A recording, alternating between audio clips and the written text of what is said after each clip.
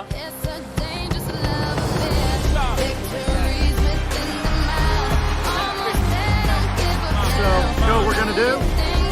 See you in Fayetteville. See you in Fayetteville. Hard by night. Oh, goodbye. Nike. At the Who's buzzer. gonna run this It town goes in. It's tonight? Now, entering Natty State Studio, the sports media palace of Mid-America, the Wolf of Center Street, here's your host, John Nabors. And welcome into the John Nabors Show here live from the Natty State Studios. I am, of course, your host, John Nabors. Appreciate everybody listening in on this beautiful day. Here we have in the great state of Arkansas. And we have a lot to get to today on this Wednesday afternoon. Appreciate all of you listening in, watching in, and being a part of Natty State Sports as we continue to grow the empire that is here in Fayetteville. We have a lot of things to get to today. But, of course, we got to start with the most obvious thing, which happened last night. The Razorback basketball team, if you can believe it yourself, if you were there in person, if you braved the elements, if you were able to overcome everything that you possibly could have done to get there to Bud Walton Arena last night, you witnessed a game that not only ended with such a tremendous fashion, but also pissed you off beyond belief because it never should have been in that situation before. But the most important thing, as we always talk about when it comes to Razorback basketball, just sports in general, is winning or losing. Winning or losing. And Arkansas was able to win last night by a final score of 78-77 over the Texas A&M Aggies. They broke their losing streak in SEC play, their first SEC win. They now sit at 1-3. They get to their 10th win of the season, for whatever that's worth. But still, at the end of the day, Arkansas desperately needed a win, and no matter what type of fashion it needed to happen, they got the dub. And what a great effort. What a great performance. What a great overall vibe from Tremont Mark. He was truly the reason why Arkansas was even in this game, and truly the reason that they won this game, like legitimately, because he hit a buzzer beater, which we'll play that clip here in just a little bit and get the guys' thoughts on everything that happened last night. But when you have Tremont Mark going for 35 points, not many players are able to do that. Not many players have done that in a Razorback uniform. But we have seen some. We've even seen some of them be able to do it here recently. Under the Eric Musselman era, we've seen some great games happen. Mike Anderson even had a guy named Bobby Portis. I don't know if you heard of him, but he had 30-point games. We saw it happen in the Nolan Richardson days too. It has happened. But very few and far between opportunities will you see a player have this type of scoring effort while also hitting the game-winning shot. I know that there's a difference between a game-winning shot and a buzzer beater, because a game-winning shot could have been what Wade Taylor hit last night. That could have been the game-winning shot, because Arkansas found themselves where they were up by 20 points in the first half, up as many as 14 in the second half, but they blew a lead. Great. It's almost like everybody could see the incoming screw job by themselves, not by the officials or A&M, but just the Razorbacks imploding on themselves. They saw it coming, and everybody just didn't really know what to do. They're like, oh, okay, great. Wade Taylor's coming in, and not only does he hit the go-ahead three to give A&M the first lead of the game with 7 seconds left to go in the game, but he also went for 41 points.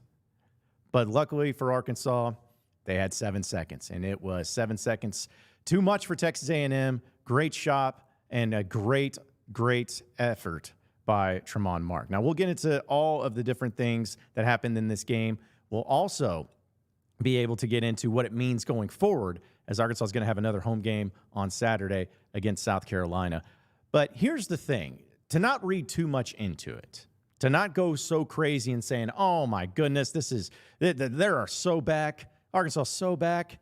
Joe Lunardi better have him in his bracketology this week, right now. And if they don't, they're getting screwed. It's because ESPN hates Arkansas. You know, before we get into all that nonsense, let's be honest about this.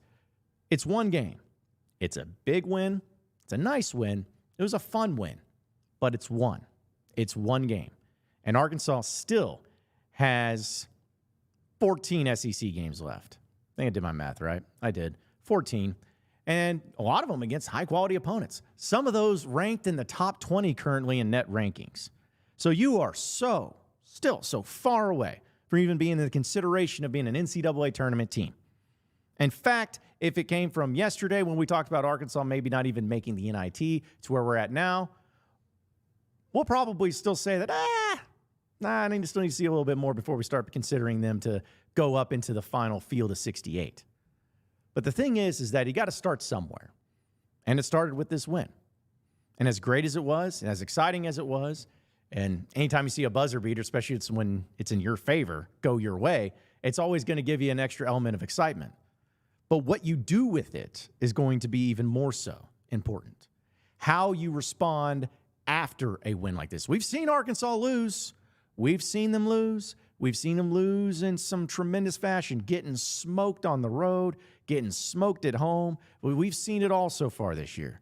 But the ultimate question becomes, as how do they respond after getting a hard-fought, gritty, tough win against the Texas A&M team, which, to be honest, they're not great, but they still are very formidable, able to overcome those types of things, still get the win. How do they respond? Because South Carolina's coming to town. They're 3-1 in the SEC. They just beat Georgia. Now, I don't know how good South Carolina truly is. That's what the season's for. You get to find out. But they're no slouch. They're going to come into Bud Walton Arena. They're going to have some confidence too, and they're going to try to look for another signature win. But the last thing that you can ever do as a Razorback fan is get too ahead of yourself. And the last thing that this Razorback basketball team ever needs to do is to start feeling themselves right now. Yes, you beat A&M. Great. But there's so much more that you still have to continue to prove. And it wasn't like this game was without flaws either. We mentioned the lead that they blew. It was insane. And we'll talk about some of the players that didn't exactly have the greatest games and maybe had their own struggles too. But they have to be able to build something upon this, because if they completely and totally lay an egg against South Carolina this weekend in Fayetteville, it's going to be all for naught. This game, this win, this A&M thing, it doesn't matter. Must wins, you throw those out the window too, because if you want to talk about those, we can talk about those at a later time. But right now, it's truly just about Arkansas responding, relaying, and beating South Carolina and continuing to build as a team and get better as a team. That's what it all comes down to. It's the John Nabors Show here on Natty State Sports and broadcasting live from the Natty State Studios. And let's go ahead and welcome in the guys today. We're going to have, I don't want to call it the crew of lesser thans, but we do have Curtis Wilkerson and Andrew Ellis. You know, Scotty's not here, and, you know, he's been working really hard, so we decided that, but you know what? We'll let the guy that really holds it all in together be taking a day off, so we're going with these two. Actually, these guys are great, too. They have their moments. So what's up, guys? Hey, man. Yeah, the B team is here today, but that's okay.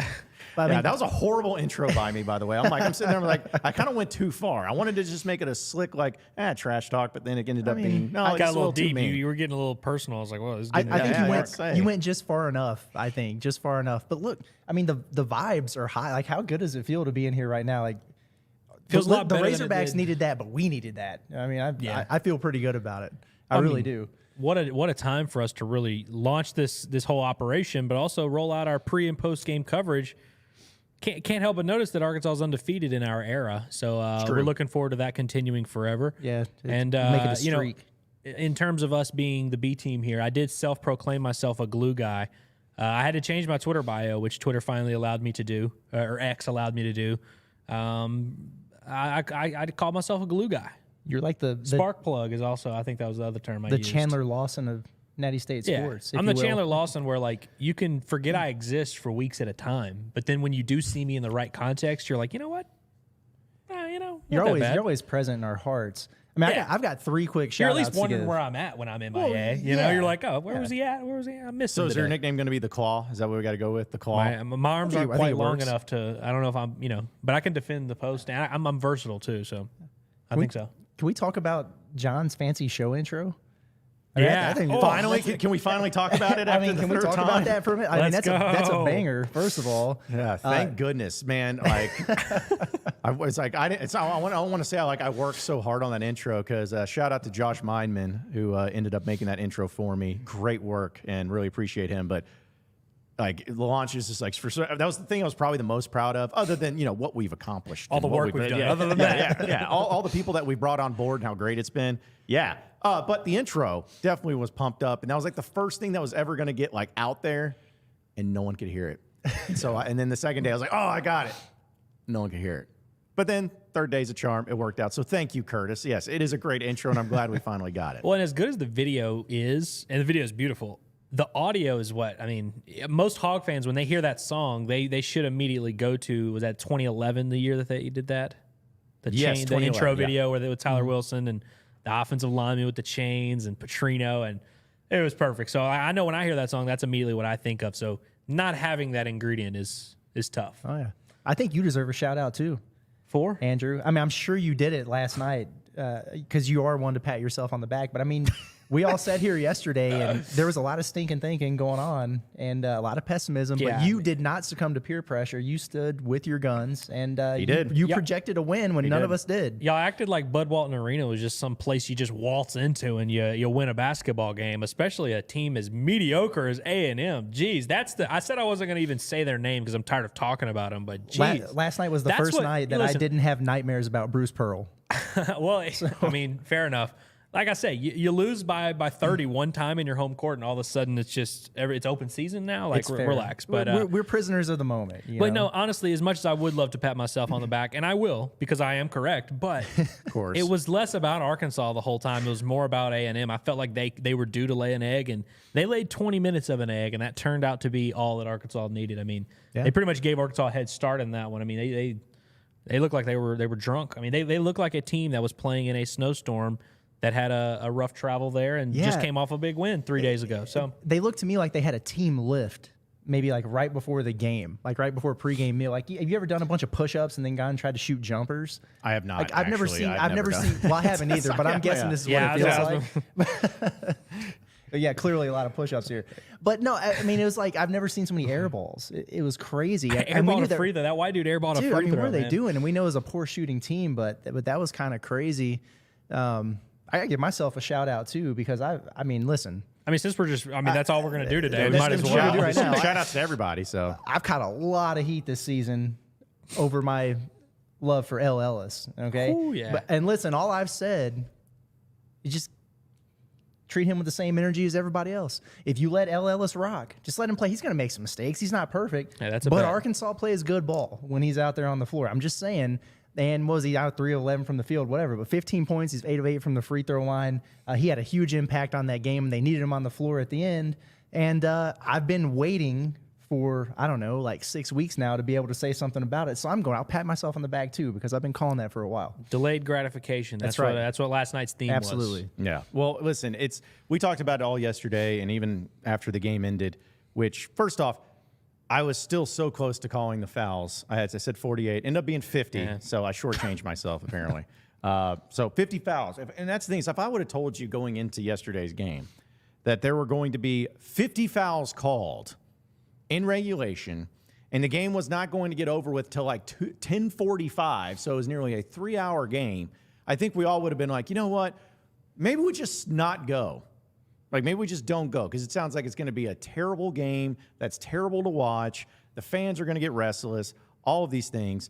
But because of the fashion that it ended, that's really, I think, what changed a lot of people's minds and what made it feel a lot better for everybody is just to say, hey, we got to at least see the game that frustrated because they should have never been in that position. A&M should have never had the lead. They should have never even had that three. Like, there's so many things they shouldn't have done. But because of Mark hitting that three or hitting that buzzer beater, it changes everybody's attitude and their mindset to where they're like, okay, I like where this is going, and I feel a lot better about it right now. Well, and I think we had a sense that might be the case. Not that Arkansas was going to need it to play out that way, but that it might have to be one of those games where you just do what you have to do. You get dirty. You get down and dirty, and you just win an ugly one. We felt like that might be the formula to get this team off the ground and get them going in the right direction because – you know, it's never going to be a situation where you go from playing the way Arkansas had been playing to you're firing on all cylinders. So it would have been ridiculous to expect them to make that progress overnight. But doing what they did last night and finding a way to win with some help from A&M and with some, overcoming some of your own adversity and only forcing 2 turnovers, and it wasn't pretty. That's wild. It is wild. But they got it done somehow. And so now you can build. And like we talked about, I mean, we talked about the rotation. We can get into it if we need to, but they finally shortened the rotation, and now we have a launching point, and that's all we needed with this team. Yeah, I mean, I'll accept all help from Texas A&M or South Carolina, whoever. I mean, they could have beat Sparkman High School in the Fighting Borderlines last night, and I would have been okay with that. Scotty would have abused their ball screen defense, dude. Scotty would have went to town on them. You take them how you can get them at this point, but I thought Muss made a good point after the game when he said, hey, we led for 38 minutes, and this team needed that because when you get beat up on 3 games in a row like that by double digits, like confidence, it is impacted. And I like some of the stuff that he was saying about having a bunch of signs up in the locker room and all around the place saying, get your swagger back, find your swagger, whatever. That's what's been missing, and that's kind of what we've been talking about. That's where a lot of our pessimism came from because we're like, do these guys care? I think they do, but man, sometimes they really don't look like it. And so they just need to find something, and maybe they did. But again, we'll see what it looks like on Saturday. I've probably graduated from overly pessimistic to cautiously optimistic. I think that's where I'm at. I need to see more, but the vibes are good until Saturday, no matter what. It's like we understand there's work to be done, but it's like we can at least now pretend. We can play the games where if they had lost that game, that would have been the worst loss of all time. If they had done, if all these things had been the way that we had played out, and then they had still blown the lead, like you talk about that boost your confidence, leading for 38 minutes. He forgot to mention, if you blow the lead and you lose, you don't have that confidence. You don't really get to keep it. I wish I could describe to you guys just the feeling in that building when Wade Taylor hit that shot. I've never felt the air sucked out of a building like that. It was crazy. Thank God Buzz called a timeout to give everyone a chance to catch their breath. Yeah, only to not deny Tremont Mark the guy they haven't been able to stop the entire game. They don't deny him, and he just gets a free run. Hey, we'll take it. But man, oh man, that was nuts, that shot by Taylor. So that guy, because there was a lot of things that actually happened in this game too that I know we're going to try to break down, and we'll get to other things too because there is some big news coming out from SEC basketball that we want to dive into, dealing with Nate Oats. And the most absurd thing that I've seen. It's just absurd. But either way, a few things. One, Davonte Davis gets ejected for a flagrant 2, which I understand how it all went, but I don't know. But I'll tell you what. We'll get to that in a second because we'll put a pin in that because there are some other things that I want to bring up. Like for instance. Being able to kind of play back this video, which is awesome, by the way. This because anytime that you get the highlights of a game like this and a buzzer beater like this, it's always great. But to see and to hear the calls from like Chuck Barrett, for instance, when he gets to be involved and doing all that, it's a lot more fun too. Down 1 with 7.8 to play. Taylor's 3 has given A&M the lead. Here we go. They throw it into Mark. 6 seconds, 5 seconds. Tremont going to head to the basket, throws it up at the horn. It's good. 1.1 to go. Arkansas is going to win the game. A&M threw it in. The ball went out of bounds, and the Hogs win It's it. unbelievable. How do you not stop them? They just let him in. They let him inbound it to him, and then there's no trap. Like there's no opportunity to impede him. Everybody knew he was going straight to the rack. He made a lot tougher looks all day. He was making tough shots all night. That was one of his easier looks. that was exactly what he wanted to do. Oh, well, listen, I'm happy with seeing like the celebration in the locker room afterwards too. Seeing everybody going crazy, seeing Muss jumping around. Like, look at him. Where's that been? Look at him. Like he's so happy. And his press conference went a little, I won't say long, but it's like it definitely was longer than what it's been before. But but just it's such a cool thing to see that where a team has had so much issues, so many issues, and so much like frustrations that have boiled over, and the lack of play and everything. It's just nice to see that. If you're a Razorback fan and if you're somebody who is trying to get this team back on board, they needed that probably more so than anything, is just to have that moment of, we did it finally. Like we're not total trash. We can actually win a game, and we can actually do it in a way that nobody would imagine. We could blow a lead and we can still come back and win. So again, everybody needed that. Razorback fans in general needed that because football sucks so bad, and then basketball's had a couple moments, but to have a win like that is always just a lot more exciting than what maybe we can even understand. Yeah, that's the stuff that runs are made of. Like sometimes you just need a play like that to kind of serve as a catalyst. But I really like the body energy from the team, the body language and the energy from the team the entire game, really from the start. I mean, even a guy like Caleb Battle who didn't play a lick and probably knew that going into it. He was one of the first guys up off the bench, throughout the entire night. It just seemed like, I don't know what happened, but they were just way more connected than they had been. And it's just exactly what they needed. But the energy was good. Seeing Muss running around, not sitting there with his arms folded or his legs crossed, ticked off or ripping his hair out. That's a good sight to see for sure. Okay, and let's just cut right to it. I understand that there's a lot that is going to play out here, and I'm not saying it's over and Arkansas is going to make the tournament or anything's going to happen, but can we all agree if this team makes the NCAA tournament and let's say they win a game in the NCAA tournament, like they end up being a 7 seed or something like that, and they win a game and then lose in the second round, we just can't evaluate this team until at least January. Like we should just go ahead and go. Like going into next year, it's like, hey, we'll watch these November, December games, but like we cannot do the same routine of they suck every year, but this year feels different. It's like if it's not different this year, then really. But I kind of hinted at that last year, but I really for real this time. If this team ends up making the Sweet 16, then I'm done pretending that anything matters until mid-January. Because I'm done with that too. Because I'm already kind of been done with that, but it seems like every year they get worse in their start. Start is even worse. They do it in a unique way. It's like sometimes they have their weird stretch pre-Christmas. Then last year was kind of post-Christmas. And sometimes it's the first few conference play. It's like, that's what's funny. Like we act like it's the same script every time. It's really not. Like they're doing it in unique ways. And so it's. Well, every year just feels like it's like, this is finally the time they're going to actually suck and not actually be good. And then they put it together like every single time. You got us again, Muss. You got us again. Yeah. Well, okay. So here's the thing, though. South Carolina coming up next. And I know we'll do some previewing of that in here for the next few days. But that is like, if you don't win that game, it's all for naught. Like, you have to beat South Carolina at home. Then we would 100%. look stupid for having the conversation we just had if they turn around and lose to South Carolina. We look stupid for many reasons, but that'll be definitely not that we needed any help in that department. That's right. That's one of our expertise. Yeah, you have to win that game. Yeah.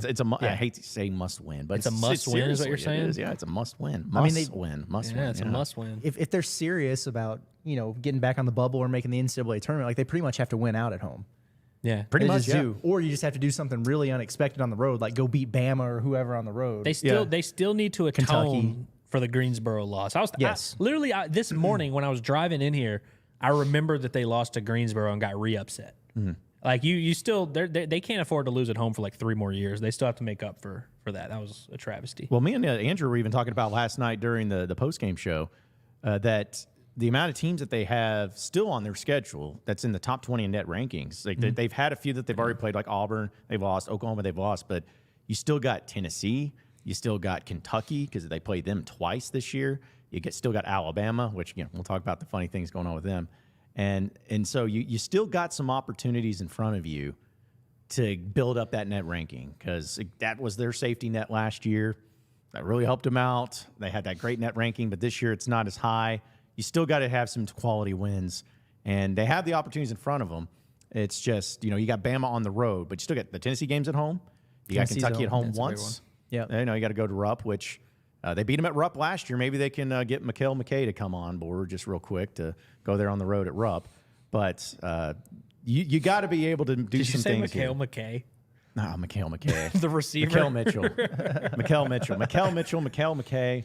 All those M's and these M words. Yeah, it's just whatever. Yes, you know what I'm talking about, though. That was a deep cut. That was a deep cut, man. That's completely a guy I forgot about Mikhail McKay. I was like, wait a minute. That's an Obama administration. I thought he was going to be good, man. I thought he was going to be good. Yeah, we all did. Yeah, we all did. But yeah, but the point is that they still have opportunities in front of them too, and they can make it happen. A few things we talked about: Devo getting ejected for a little bit, but I think the big thing going back to Caleb Battle not playing.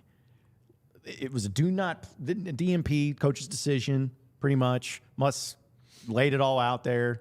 So, but what did you guys make of Caleb Battle, who's shown signs of greatness this year, not even getting into the game whatsoever? I think, we talked about it before the game, maybe that if Arkansas is going to figure this thing out, it would be because Muss finally got his message across. And I think maybe he did do that with some of these guys who, maybe got benched a little bit at Florida and then really picked up their play in this game. I'm sure he saw some of that from him in practice, right? And he must not have seen that from Caleb Battle because everybody knows how talented of a scorer he is. I still think they need him in not just some capacity, but I think he needs to be an important piece for him off the bench if they're going to get to where they want to go. But it just sounds to me like this is a guy who needs a reality check and must delivered it. But I thought in the post game he approached it the right way, where he put it out there.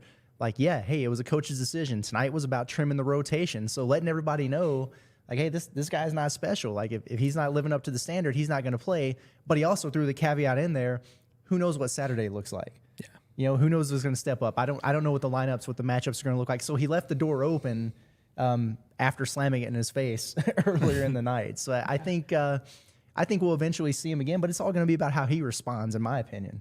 Well, and now that we've confirmed that this season they're going to do the same thing they always do, now we can go back to the past seasons and learn from what's about to happen. And I remember 2 years ago when Stanley Amude, who is an NBA player right now, was in a similar situation where he was getting, I don't know if he was getting DMP coaches' decisions, but going into conference play in that holiday stretch, he was playing 3-4 minutes. I remember the OU game, he didn't play hardly at all. Like, it seemed like he was kind of the odd man out on that team for a while as they were still figuring out what they were going to do. And then you remember how pivotal he was down the stretch. I mean, he was a top 3 player on that team, no doubt about it. I mean, on both ends, he really made that stride. And, you know, Caleb Battle and Stanley Moody are different players. I'm not comparing their skill sets, but I just mean in terms of impact and what Caleb Battle can mean to this team down the stretch.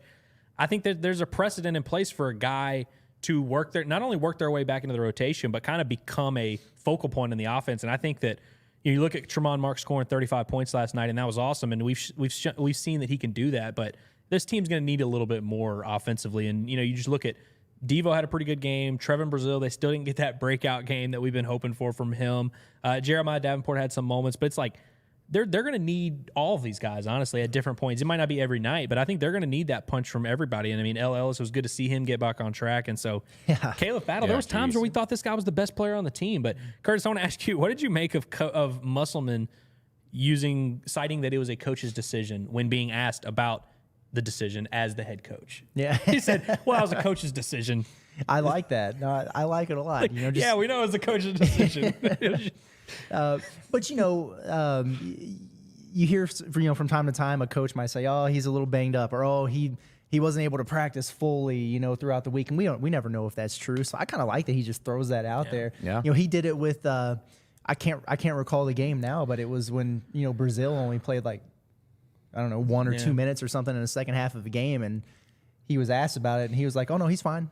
Ankle's fine. He used to do that with Jalen Graham last year because we would always ask about Jalen Graham, and he was just like, oh, no. He's healthy as a horse. Yeah, no, this guy could go right now, but no, I did not want to play. That was the key. Yeah. The brutal honesty, I appreciate it. Like, oh, no, he's perfectly fine. Well, it's like the political way of just like, it's a coach's decision. It's just a coach's decision. I said it last night on the post game. I was like, I'm gonna start using that. I'm gonna be like, it's an Andrew's if someone questions me, hey, that was Andrew's decision. Like, what? What are you gonna do? Yeah, I mean, it might as well be the same thing too. So we're gonna have a lot more to talk about here today, though, because there's a lot of things that we'll get to more in Razorback basketball, as well as a lot of things going on in college basketball in general, and just the sports sphere. So we're gonna get to your comments too as the show goes on here on the live stream. But folks, I gotta tell you about Alumni Hall right here in Fayetteville on North College Avenue. Now, here's the thing.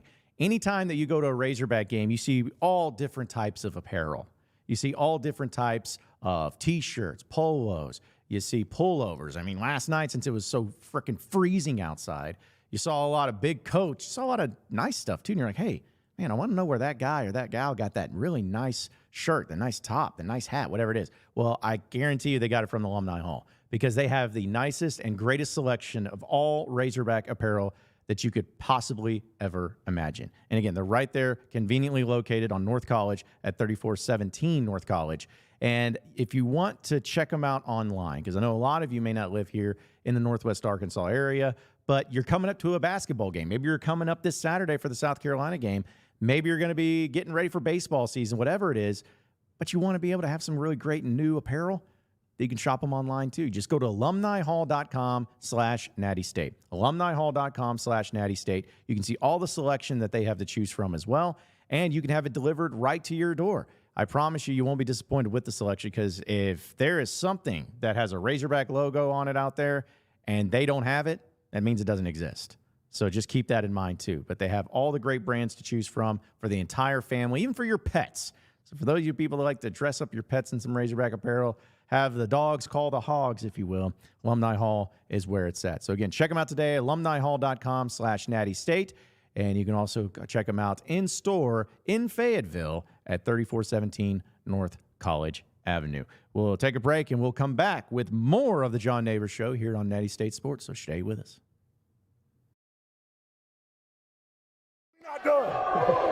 We not done yet either. So don't be satisfied because we not done. We not done yet.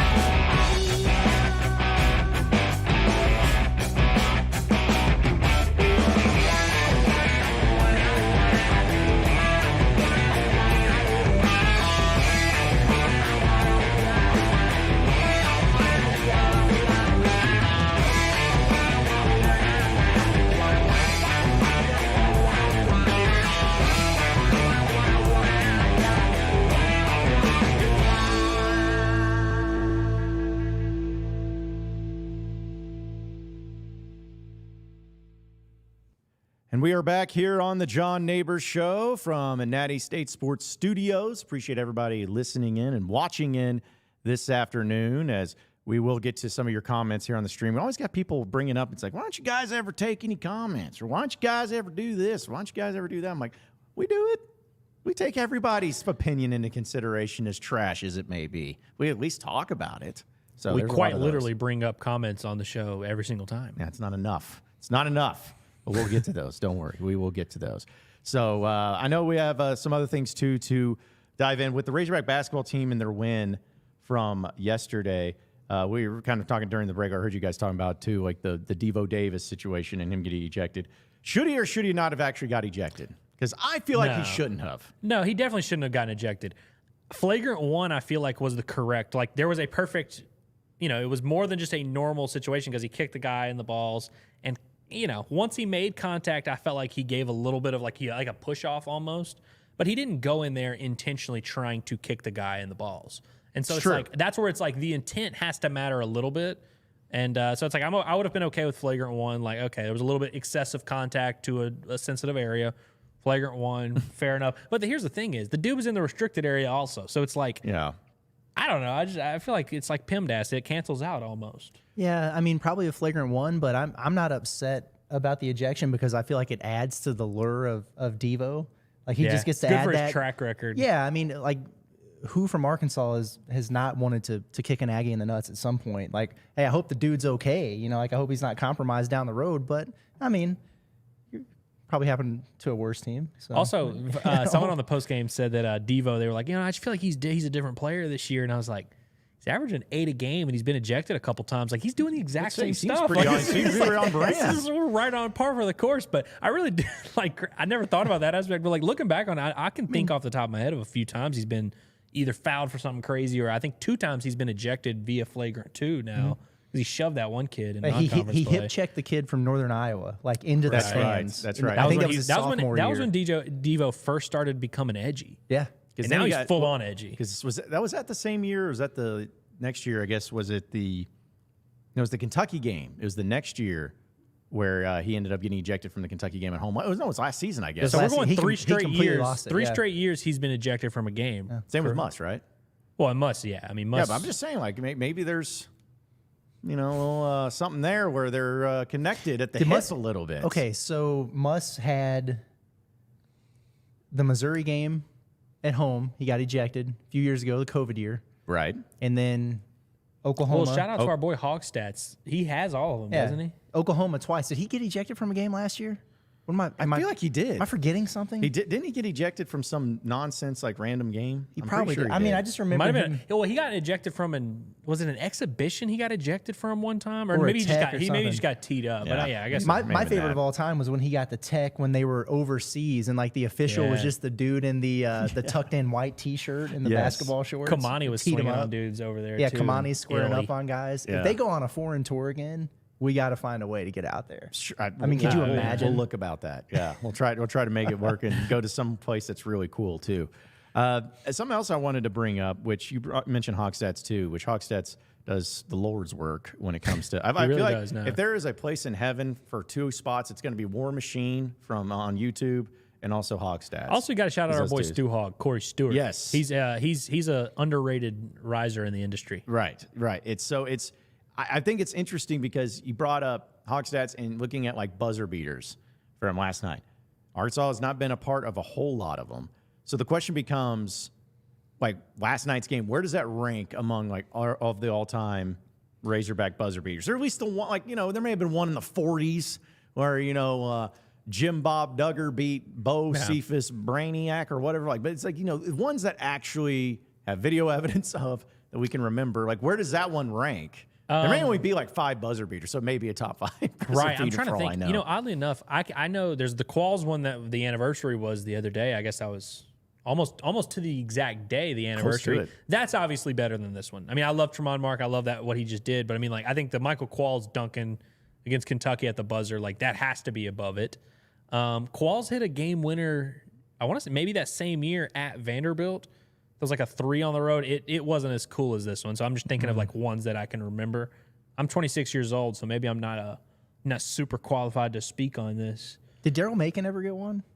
Daryl Macon, I'll tell you, Daryl Macon didn't have a buzzer beater, but I'll tell you what which made this is cooler than a buzzer beater. Against Vanderbilt on the road, Daryl Macon's fouled on a 3, makes the 3 free throws with like 1 second left, and they were down 3. Like that's the situation. That might be like what I'm that was remembering. when great. you're in the Yeah. front yard, you like are practicing your free throws as a kid, and you're like scripting up that situation. Yeah. He did it in real life and made all 3 of them. Yeah, because he was doing the thing where he was like the ice shooting in the himself. veins, Ice yeah. in the veins and everything. Well, I think it was like Yeah. him and I think that was one of those games where Arkansas won despite not hitting a field goal in the final 3 minutes. Like him and Dusty Hannas just had like 15 free throws in the final 2 minutes to win. I'm trying to think buzzer beaters. I mean, I'll tell you a buzzer beater that I like was the Bobby Portis one against Bama, where he had a huge game and then he like kind of did. It was like the great value version of the Michael Qualls one because it was a Rashad Madden miss. Portis cleans it up at the buzzer against Bama. About the Kamani Johnson tip in. It wasn't a buzzer beater, but it sent it to overtime against San Diego State and Maui. I completely forgot about that. Yeah. Completely forgot. I mean, that was a existed. heck of a play, man. Yeah. That game was like an underrated. Like when we think of the funner games of this era, of like The Ricky Arkansas and Council Muss, shaving points to becoming the hero. the Ricky Council, like he did the Nathan Scott on One Tree Hill where he was like point shaving, and when he got caught or he like had a moral situation where at halftime he was like, all right, I got to quit point shaving. Yeah. That's what Ricky Council did in Maui last year at halftime. Of the I'll San never Diego forget State. us. We were texting back with each other, and what he started like 1 for 9 or 0 for 9 or something from the field, and just some of the shots he was taking, some of the things we were doing, and we are like, dude. He's really throwing this game. Then he missing had the by, like, reverse 4 dunk feet. out of nowhere, and he just turned it on. They came back. Yeah, see some of those because it's like you brought up the one with Daryl Macon. It's like I remember that one where it doesn't count as a buzzer beater, but to me it was even more impressive than a buzzer beater because you had to have it, you had to win, and to make all 3 of them. And I remember the little I think it was like the cheerleader coach like goes over to Manny Watkins and like with her stubby middle finger and just like gives him the finger in front of his face. Anyways, I remember those things, but not to have recency bias. I mean, to me, if you really want to get technical, the number 1 is U.S. Reed. I mean, the guy had a half-court buzzer beater in the NCAA tournament. Like, odds are you're not going to have anything bigger than that. I think so. But Michael Qualls is number 2. And I would say, as much as I love this one, like the Portis one was really good, but also can't forget Mason Jones against Georgia Tech. Oh, He hit one Thanksgiving. against Yeah. the banked in one. Yeah, like I can't believe I forgot about that. Mason That was Jones had like awesome. 4 shots. I remember him hitting a game winner. It wasn't a buzzer beater. It was a game winner against LSU.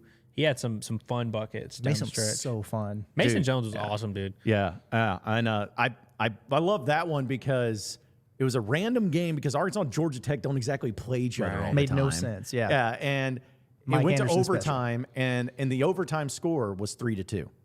Yeah, and they both happen in the final 5 seconds, right? Yeah, it's like Georgia Tech hit theirs. So like you went like 4 minutes and 48 seconds of the overtime period without a bucket. It was like 65-62 overtime or something like that. Like it was not even close. And so to see that happen that way was really funny. And I think that was also the first time I got the real, true like feel of like Muss as a coach. Because when that buzzer beater hit, all he's doing is just with that snarl, just screaming at the players, get back over there. Like, don't, there's time left. Get over there. Get off, because they were celebrating, which I get at that time. But yeah, I think that one may have been the one that meant nothing in the grand scheme of things, but was still pretty fun just because it was Mason Jones and the way he hit it. Because that play because I remember everyone was talking about the play. The guys were just running around. And like Isaiah Joe kept throwing it back. No one was doing anything. And then they just threw up some crap and it happened to go in. So drawing up plays for the final minute or final 10 seconds, is it overrated? Yes. Extremely. Yes. Extremely overrated. Yes. I hate the timeout before the last possession for that very reason. Like just let them give go. it because the defense has a chance to get set get in the flow of it. Which that kind of reminds me. And this wasn't a buzzer beater, but it was a game winner. But Devo, his shot against Oral Roberts in the tournament. That's with 3 seconds left. But then the almost buzzer beater from Max Asmus, coming down the other end around Tate. Texas Longhorn guard. Yeah, exactly. Yeah, he is still playing. He's still playing basketball. He was a hypothetical transfer portal guy like that year. Whenever he was in the tournament, it's like, oh, that'd be cool if we can get him for his 5th year. And now it's like 5 years later. Because what was it? O'Banner was the other player that was on that team? He went to Texas Tech. Yeah. So Oral Roberts had some dudes there. They had some dudes. They were a Sweet 16 team. I remember sitting beside John at Banker's Life when that game was going down. 6 feet apart. 6 feet apart. 6 feet apart. Yeah, of course, mask on. By the way, y'all mentioned Georgia Tech. Josh Pastner, is that their coach's name? Was his coach. Yeah. You remember during COVID, he used to wear that big old like the shield. Yeah, so if Arkansas had gotten to play that game with Mason Jones a year later, they could have gotten to play Shield Pastner. Yeah, that'd have been awesome. That would have been something. You'd be able to play Shield Pastner. You know what? I always wondered. Because I'm not going to bring up COVID because if we're going to get flagged and we're going to get people bringing up everything, but I just always wonders like, did that help? I love talking COVID, man. Yeah. COVID's our favorite topic here on the show. Can't wait to have all of our breakdowns there. Actually, in the comments section, though, I saw here in our live stream, somebody said also, don't forget this because I kind of forgot. It wasn't a buzzer beater, but because that's the difference. There's a difference between a buzzer beater and a game winner. Yeah. Right. Like half the ones we mentioned. Buzzer beaters where no time left on the clock. Because I'll even consider Michael Qualls a buzzer beater because 0.2 seconds is you ain't doing nothing. Yeah. But because they mentioned Stephen Hill in the SEC tournament against Tennessee. Yeah. And that one because Tennessee still had time to go and drive down the court and hit the shot. But it was like 5 seconds left. Yeah. It was, so I consider that. But that was funny too because Stephen Hill averaged 2.1 points a game that year. And that was his only point that game. It was just doing a turnaround jumper. And shout out to Stephen Hill. Stephen Hill was on a 2K video game, and I remember building a franchise around him at one point. Brandon's finest. Yeah. I mean, Stephen Hill was the man. I had to do it. I mean, yeah. It was, I think it was all. Was that the year that Arkansas went to the SEC championship and lost to the 4-12 Georgia? I want to say when I was a child at that point in time. That was like the year I found out that if you win the tournament, the SEC tournament, you go to the NCAA like automatically. Which like I think Arkansas made it despite not winning the tournament. But I remember being like so into that concept. I was like, wait a minute, we make it here. Like we don't even have to. I used to get irrationally like upset over or the conference tournament. Not even the conference tournament, like like the Great Alaskan Shootout or what, like the Puerto Rican Invitational or wherever Arkansas will be playing in November because it's a tournament. When I was a kid, I was devastated when Arkansas would get eliminated from tournaments. I'd be like, it'd be Thanksgiving, I'm just devastated. Yeah, because what was it? They played in Maui. I think I was trying to remember what year it was. They played in Maui and they lost to UConn. Because I think it was Ronnie Brewer was there. They lost to UConn, but they beat Kansas. And then they lost to like Illinois or something back when they were really rolling. But something weird like that. But I remember how mad I was after that, and it didn't really matter in the grand scheme of things. Right. But because those were also tournaments back then were like so few and far between. It felt like of actually having nowadays. Some sort of now thing. At Thanksgiving, there's 197 invitationals. It's like they're playing. Yeah. Like we were watching one at during Thanksgiving. It was just at Coastal Carolina's court, and they called it like the Myrtle Beach Classic. I'm like, this is not the Myrtle Beach Classic. Y'all are just playing at a college university. Like this is Dude, a tournament. I'm just gonna throw it out there. What if we did a Natty State Invitational? All right, we're gonna do a Natty State Invitational, and I don't know who we're gonna invite, but we're gonna make it exclusive and select few. Collegiate schools. We're saying collegiate basketball schools are going to come play in the Natty State Sports Invitational. Yes. Hey, listen, Field of 68 had their own Did they? tournament this year. Yeah, they brought in mid majors. Well, with the way Thanksgiving is going, I mean, literally everybody is playing in something. It used to be cool when you could take a trip on Thanksgiving. Yeah, it was like Florida Atlantic and Charleston, Liberty, like schools like that, and they ran it. But see, we'll do it in a time that like people can actually go to it and not miss Thanksgiving. So like we should do it like first before everybody. And we could have it here in the office if we needed to. But we actually could. I mean, there's we got to do something with the space. I mean, so might as well have an invitational. might as well host a basketball tournament for collegiate schools. Seems like the logical thing to do. I mean, some of those you go to, like the grandstands are small and stuff anyway. Like we could fit a few hundred in here if we wanted to. Branson's over there listening. He's like, God, I wish I'd shut up. Shut up. You guys are spending enough money as it is. Sorry, boss. It's like with your big salaries and such. He's over here getting to set stuff up, and he's like, should I just stop? Yeah.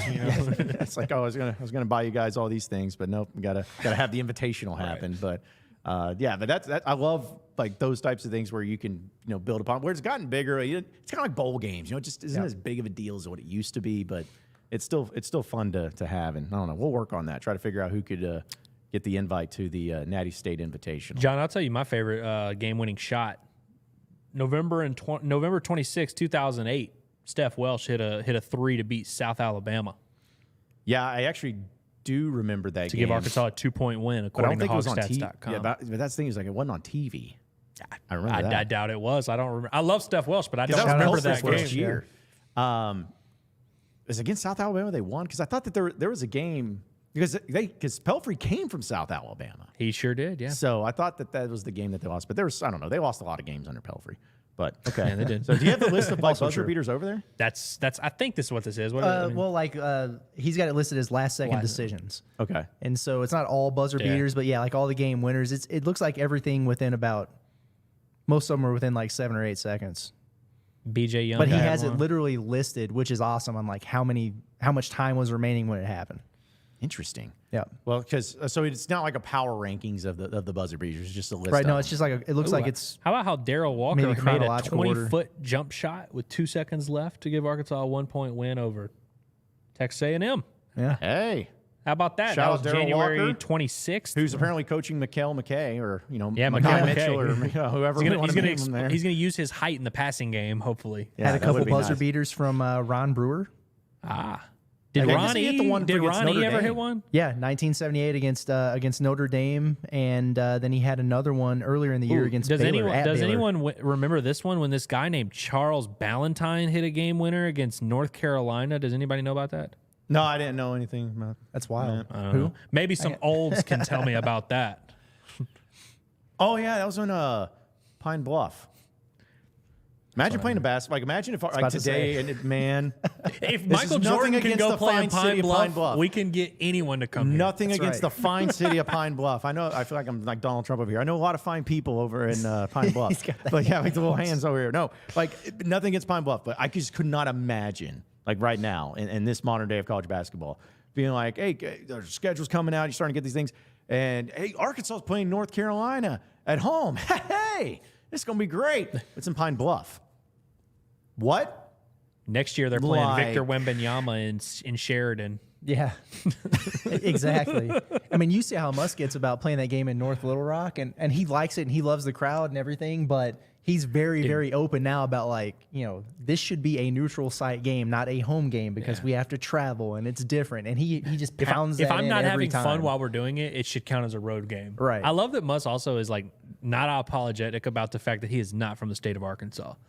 Or knows anything about these like local things, or like people ask him about the rivalry with Oklahoma, and he's like, "Yeah, I don't even know." He's like, "Oh yeah, back where I was at, we used to play Pepperdine." And Well, I think I was trying to remember where, because that was another thing we were talking about when we first learned something about Muss. I remember that it's probably Bob Hull because he seems to really ask those questions. Love Bob, but there was something to that extent where it was like bringing up some sort of, you remember this time when Arkansas did this and like all this stuff. And then Muss just like, yeah, I wasn't there. I don't remember that. I'm sure it's great. I'm sure it was a great game and all that, but I don't remember that, Bob. It's like, it's just so funny how, he's not going to try to pretend, which I love. I'm like, dude, just be yourself because nobody cares where you're from as long as you just win. that Sam Pittman. There was like it was Jordan Jones when Missouri State came to play Arkansas in 2022. Yes. Someone asked him about Jordan Jones, and he was just like, never heard of him. Sorry. Like, just nothing for you. I'm sorry. Yeah, because he was on the team when he was the offensive line coach. Everyone was like, he's a wide receiver. He probably knew Jordan Jones well. I don't even think they technically, I think he was just, they might not even have crossed paths at all. Or like maybe Jordan Jones was redshirting the 1 year, but he was like, dude, nothing for you there. Yeah, I thought that was funny. I mean, I barely remember. That would happen to me Jordan so Jones. often if I were a head coach. They'd ask me a question. I'm just like, especially in football, because there's you got 85 at least.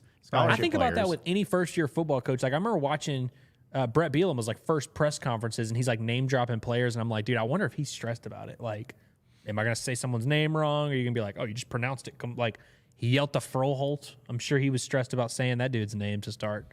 I mean, we had one of those situations a couple weeks ago with Muss and Bob, actually, when he said, hey, did you know that the 32-point home loss to Auburn was the largest in Bud Walton Arena history? And Muss is like, wow, Bob, no, that's a bold statement and a factual one. Did not know that. Again, God bless Bob Holt, but absolutely love it. Yeah, I like the way that he handles it, where he's just himself and he's not going to change for anybody at all. But we got a lot more to talk about here on the John Nabors Show, live from the Natty State Sports Studios, because we are going to get into this whole ordeal with Nate Oats and him putting hands on an opposing player and nothing happening at all during the game or even after the game. We'll talk about that and a lot more, as well as get to some of your comments and some of the other things going on in the sports world. So stay with us here on the John Nabors Show, live from Natty State Sports Studios. We not done yet either. So don't be satisfied because we not done. We not done yet either. So don't be satisfied because we not done. We not done yet either.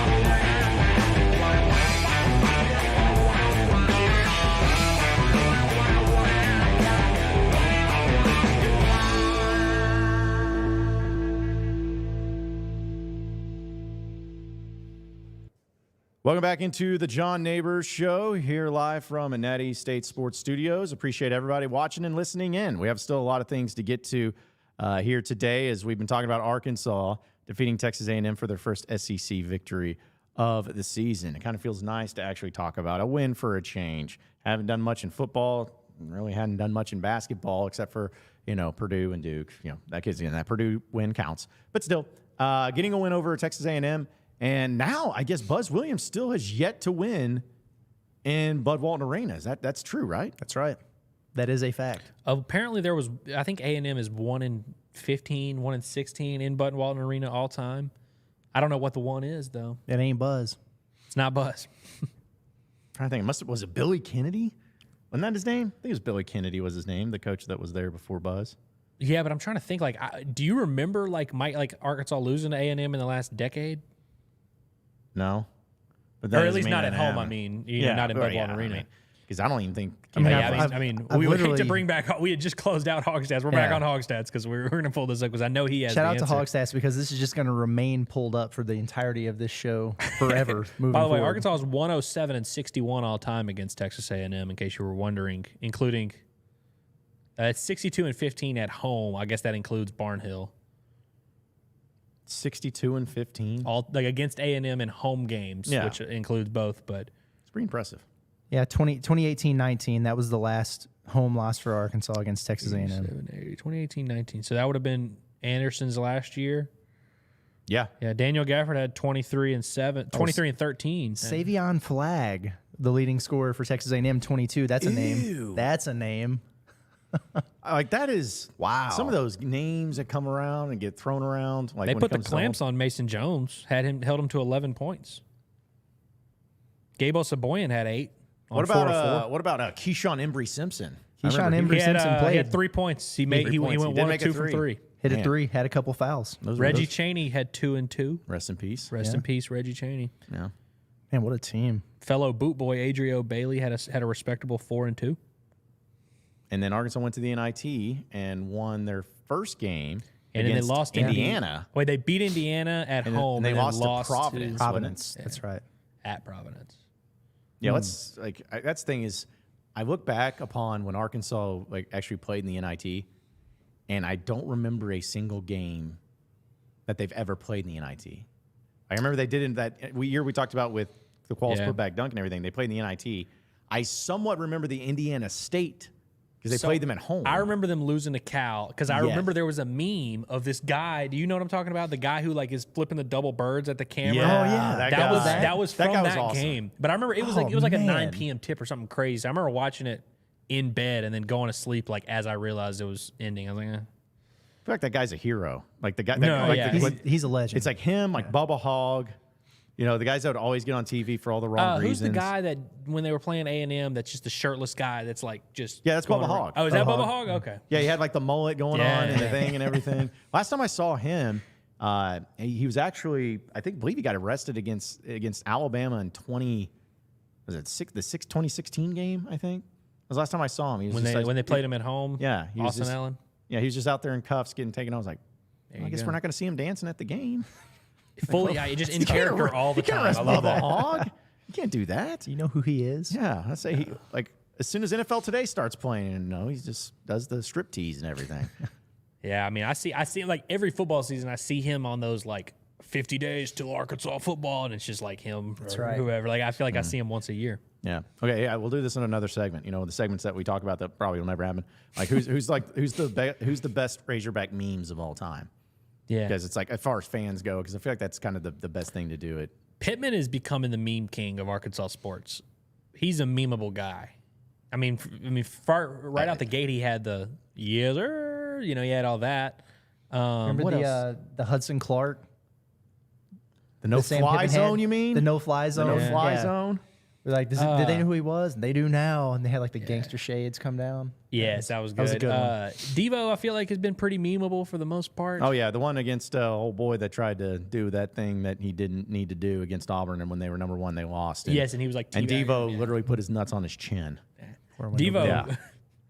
Devo's edgy, man. We were just looking back on all the stuff he's done. You've said the term an adjective a few times now. Devo's now edgy. That's he the way made it. I'm telling you. You mentioned that Northern Iowa game. That was the night he made he was like a heel turn in wrestling where he really converted. Where he was you know what, I'm a bad guy now. But he's our bad guy though. He is. I was also thinking because there's also sad Razorback fans that kind of became memes too, which I think that's part of every fan base. There's always going to be sad fans that are in the stands. And the girl this year was a good one. Hog Noxious, I feel is he's one. He's an icon, I would say, of Baum Walker. The thumbs down chick at the Mississippi State game was a good one this year. Shout out to Andrew Hutchinson shooting his shot. Do you remember that?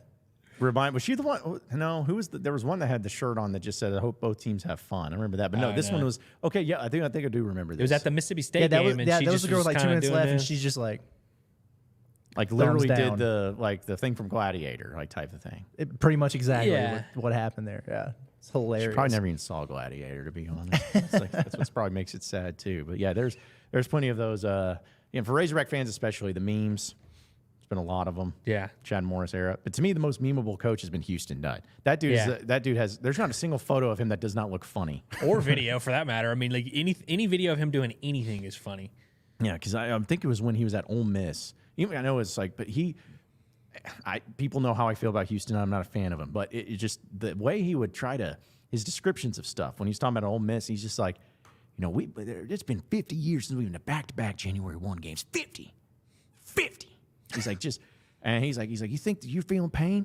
They feeling suffering. He's like, just look, you should see the pain in my incy-beansy little finger and go up through my whole body. I'm like, you don't have to be so descriptive, my man. Like that, there's stuff like that. I remember he used to talk about those precious SEC wins. The precious SEC Oh, yeah. wins. Everyone's precious. Everyone's precious. They like beat someone like Vanderbilt 17-16. Like, that's a precious one. That's a sweet one. But thing is nowadays they really are precious. He was on to something. I saw somebody tweet, or it was in one of the comments where they were like, I hope that this isn't like the Florida game was for football. You know how it was like kind of, we thought that, they found something with Kenny Guy. And when I read it, I was like, oh yeah, Arkansas beat Florida in football this year in the swamp. That's actually the first time time. Yeah, it was like they kind of accomplished a massive feat, low key. I mean, but when I read that, I was like, oh yeah, that happened. Like, what would the equivalent of that be for basketball at this point? I mean, they got over the hump at Florida finally. Last year, a couple years ago, I guess it was like, dude, I feel like they have not won at Tennessee in forever. Dude, that literally, I was like, Tennessee they win at sticks Rupp out. all the time. Like, honestly, they've been. I was thinking about the hump. Yeah, but I mean, that's Yeah, not like a bad massive one. mountain to climb. It seems like it might be. It will be like, it's a tough game this year, but I just meant like it's not like historically. It's like Arkansas never. I mean, they do play poorly there. Weird place to play. It is a weird place to play. I mean, nobody wants to go to Starkville to do anything. Much less play basketball. No, yeah. In their home arena. Yeah, nobody wants to do that.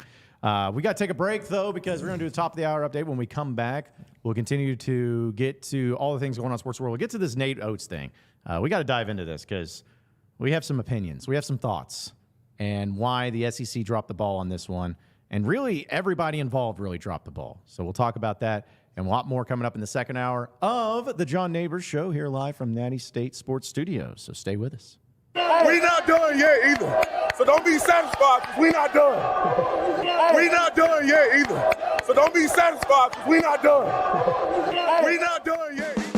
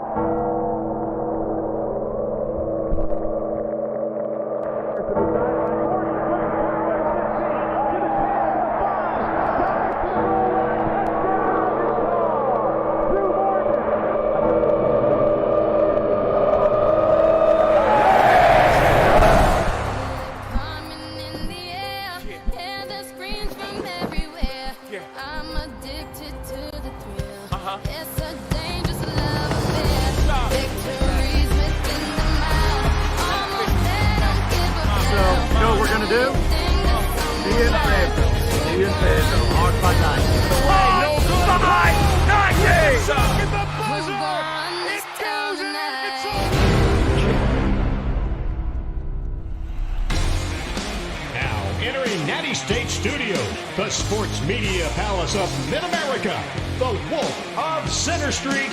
Here's your host, John Nabors. Welcome back into hour number 2 of the John Nabors Show here on Natty State Sports. Appreciate everybody listening in and watching in as we are having a lot of fun talking about Razorback basketball. Getting a big win against Texas A&M last night, as well as Tremont Mark's buzzer beater, where it ranks among all buzzer beaters. And apparently we brought up random things like random players from the SEC that we remember. And some of the places that Arkansas has had the toughest times on the road in the SEC in basketball, too. So we're kind of all over the place, but that's what we do here on the show. We're just having fun, and that's really what it's all about. But I am your host, John Nabors, also joined here by Andrew Ellis and Curtis Wilkerson of Natty State Sports. And, guys, there's another thing that we got to talk about when it comes to the most talked about thing going on in sports right now, at least in the SEC and at least in basketball, because our guy, our friend, our man, Nate Oats. Nate Oats, the head coach of Alabama, wrong place, wrong time type of guy. He was involved in a little bit of a controversy last night. Again, I know it's shocking. Stop traffic. Controversy, Nate Oats, he knows nothing about that. But there was a problem. When they were taking on the Missouri Tigers, Alabama ended up winning. But that wasn't really the story. The story was a particular altercation that ended up happening during this game in which Nate Oats was involved, and yet nothing happened. So let's go ahead and check out the video here. And it's Alabama's up 24-15, and there's a little bit of a scrum, if you will, a little foul. Alabama player, there's a little tackling or whatever. And some players get into it. But Nate Oats is right there next to the bench. He comes up to him. Look at this. Just shoves him straight off. That was so smug the way he did it. I know. It's almost like he knows. He's like, I'm done with you. Aiden Shaw, wrong place, wrong time. I was about to say, he keeps finding himself in unfortunate situations, this Nate Oats. But why? But, what could possibly make someone do this? Why would anyone want to do this? Why would any coach who coaches players, so he knows, because I guarantee you Nate Oats, if Dennis Gates did that to one of his players, probably would have reacted a certain way too. So it's there's kind of a code that But for him to do this and getting mad at the Missouri players, even though it was kind of the Alabama guy that kind of threw down the Missouri player too, I just don't understand why Nate Oats decided that was an acceptable reaction to what happened. It wasn't an acceptable reaction to what happened, and it's kind of crazy. There's been a lot of fallout on social media, but nothing has happened from it. I mean, kick an Aggie in the nuts in the heat of the battle, he was reprimanded, Curtis. and you get ejected from the game. And but you shove an opposing player as a coach who's supposed to be a leader of men. You get a verbal reprimand from Greg Sankey. I'm sure that really hurt his feelings. I don't know, man. You just cannot do that. And hearing his quote about it after the game and just hearing it in his voice, it drove me nuts. And he said, "I've got all the respect in the world for what Coach Gates has done, and I'm sure his assistant, his head coach. No disrespect to him or the program." And he said he apologized to Gates and the kid, but then he hit it with the Aiden seems like a great kid. It's an unfortunate situation, but I apologize to both of them. You created the unfortunate situation, dude. You shoved a kid. You can't do that. And he's lucky that he didn't incite a riot in the middle of it. That's the kind of stuff We're that gets all a looking crazy for the guy brawl. who tried to do this. We're looking for the guy who did it. Exactly. The hot dog me. Well, and also too, with it being in Alabama, if he would have done this on the road someplace, and people would have seen, if he would have done this at Bud Walton Arena, already knowing the history of there. First off, let me put it. Ronnie would have had to get out there quick because Muss would have been running. And Ronnie was going to have to be the get back guy. Oh, coach, come on, man. He may have had to pick up Muss and be like, Muss, don't do this. Because I think Muss would have had that response. But also the fans and everybody would have had an insane response. So for Nate Oats to do that, and just, again, the smug nature of which him doing it is bad enough. But how in the world does he not get ejected? I don't know. Maybe there's some rules that are involved. Maybe there's something that we just don't know about. But how in the world does this man put hands on another player, an opposing player? Again, it wasn't like he just was kind of moving him to the side. He literally, they would have called pass interference on him because he had the arm extended type of deal. And he doesn't get ejected. He doesn't get any sort of anything. Just is what it is. How's that happen? I'm not here to question or judge the moral standing of these SEC coaches, but I feel like when Muss has his weird moments of because he does stuff that rubs us the wrong way every now and then, and does stuff that rubs a lot of people the wrong way, good or bad, however he's doing it. But I feel like his are victimless crimes. Him taking his shirt off doesn't really affect anyone. We're the victim of anything when he comes to the podium and is weird and moaning. But it's this is not stuff that actually affects anyone. I feel like when Nate Oats and Alabama, when they do stuff, it's very combative, and it just seems like there's. I remember when they had issues with LSU in the SEC tournament, and they're like getting frisky with them, yelling stuff at them. I'm like, why does it seem like when y'all are mean to like other humans and like. Well, and then Alabama won that game. Actually, and bad Oats, stuff. Oats got caught on the hot mic with the GTFO. Yeah, and it's like.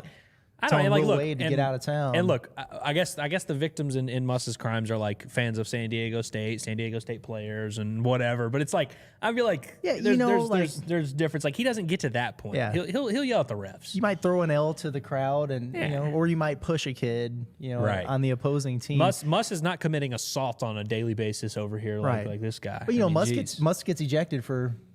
Throwing a fit and probably yelling an F-bomb at an official. But it's very strategic, though. He knows Ronnie Brewer is there to escort him back to his seat. Was it because he wasn't – I'm trying to justify it here, like how he didn't get ejected. Let's go into the lens of like what justification could possibly be done as to why this should be okay. It almost had to have been because it wasn't like a – I don't want to say it wasn't provocative, but it wasn't like an angry – like you're in my face, I'm pushing you out of my face. Shove. It was so more like slow a with get the out motion. of here. Yeah. It's, but still, you just can't do that. I don't know. That is weird. Yeah, I think I'm not sitting here trying to defend Nate Oats. He should have got kicked out of the game. I don't. Because I feel like that's always been the thing. Is like if you put your hands on someone, and like we're not saying he like actually beat him up. Like that's not what we're saying. But you just don't make contact. And like once you kind of break that barrier, that's almost always ejection. And I'm surprised it wasn't a fine or something. There was definitely enough of a shove there for it to.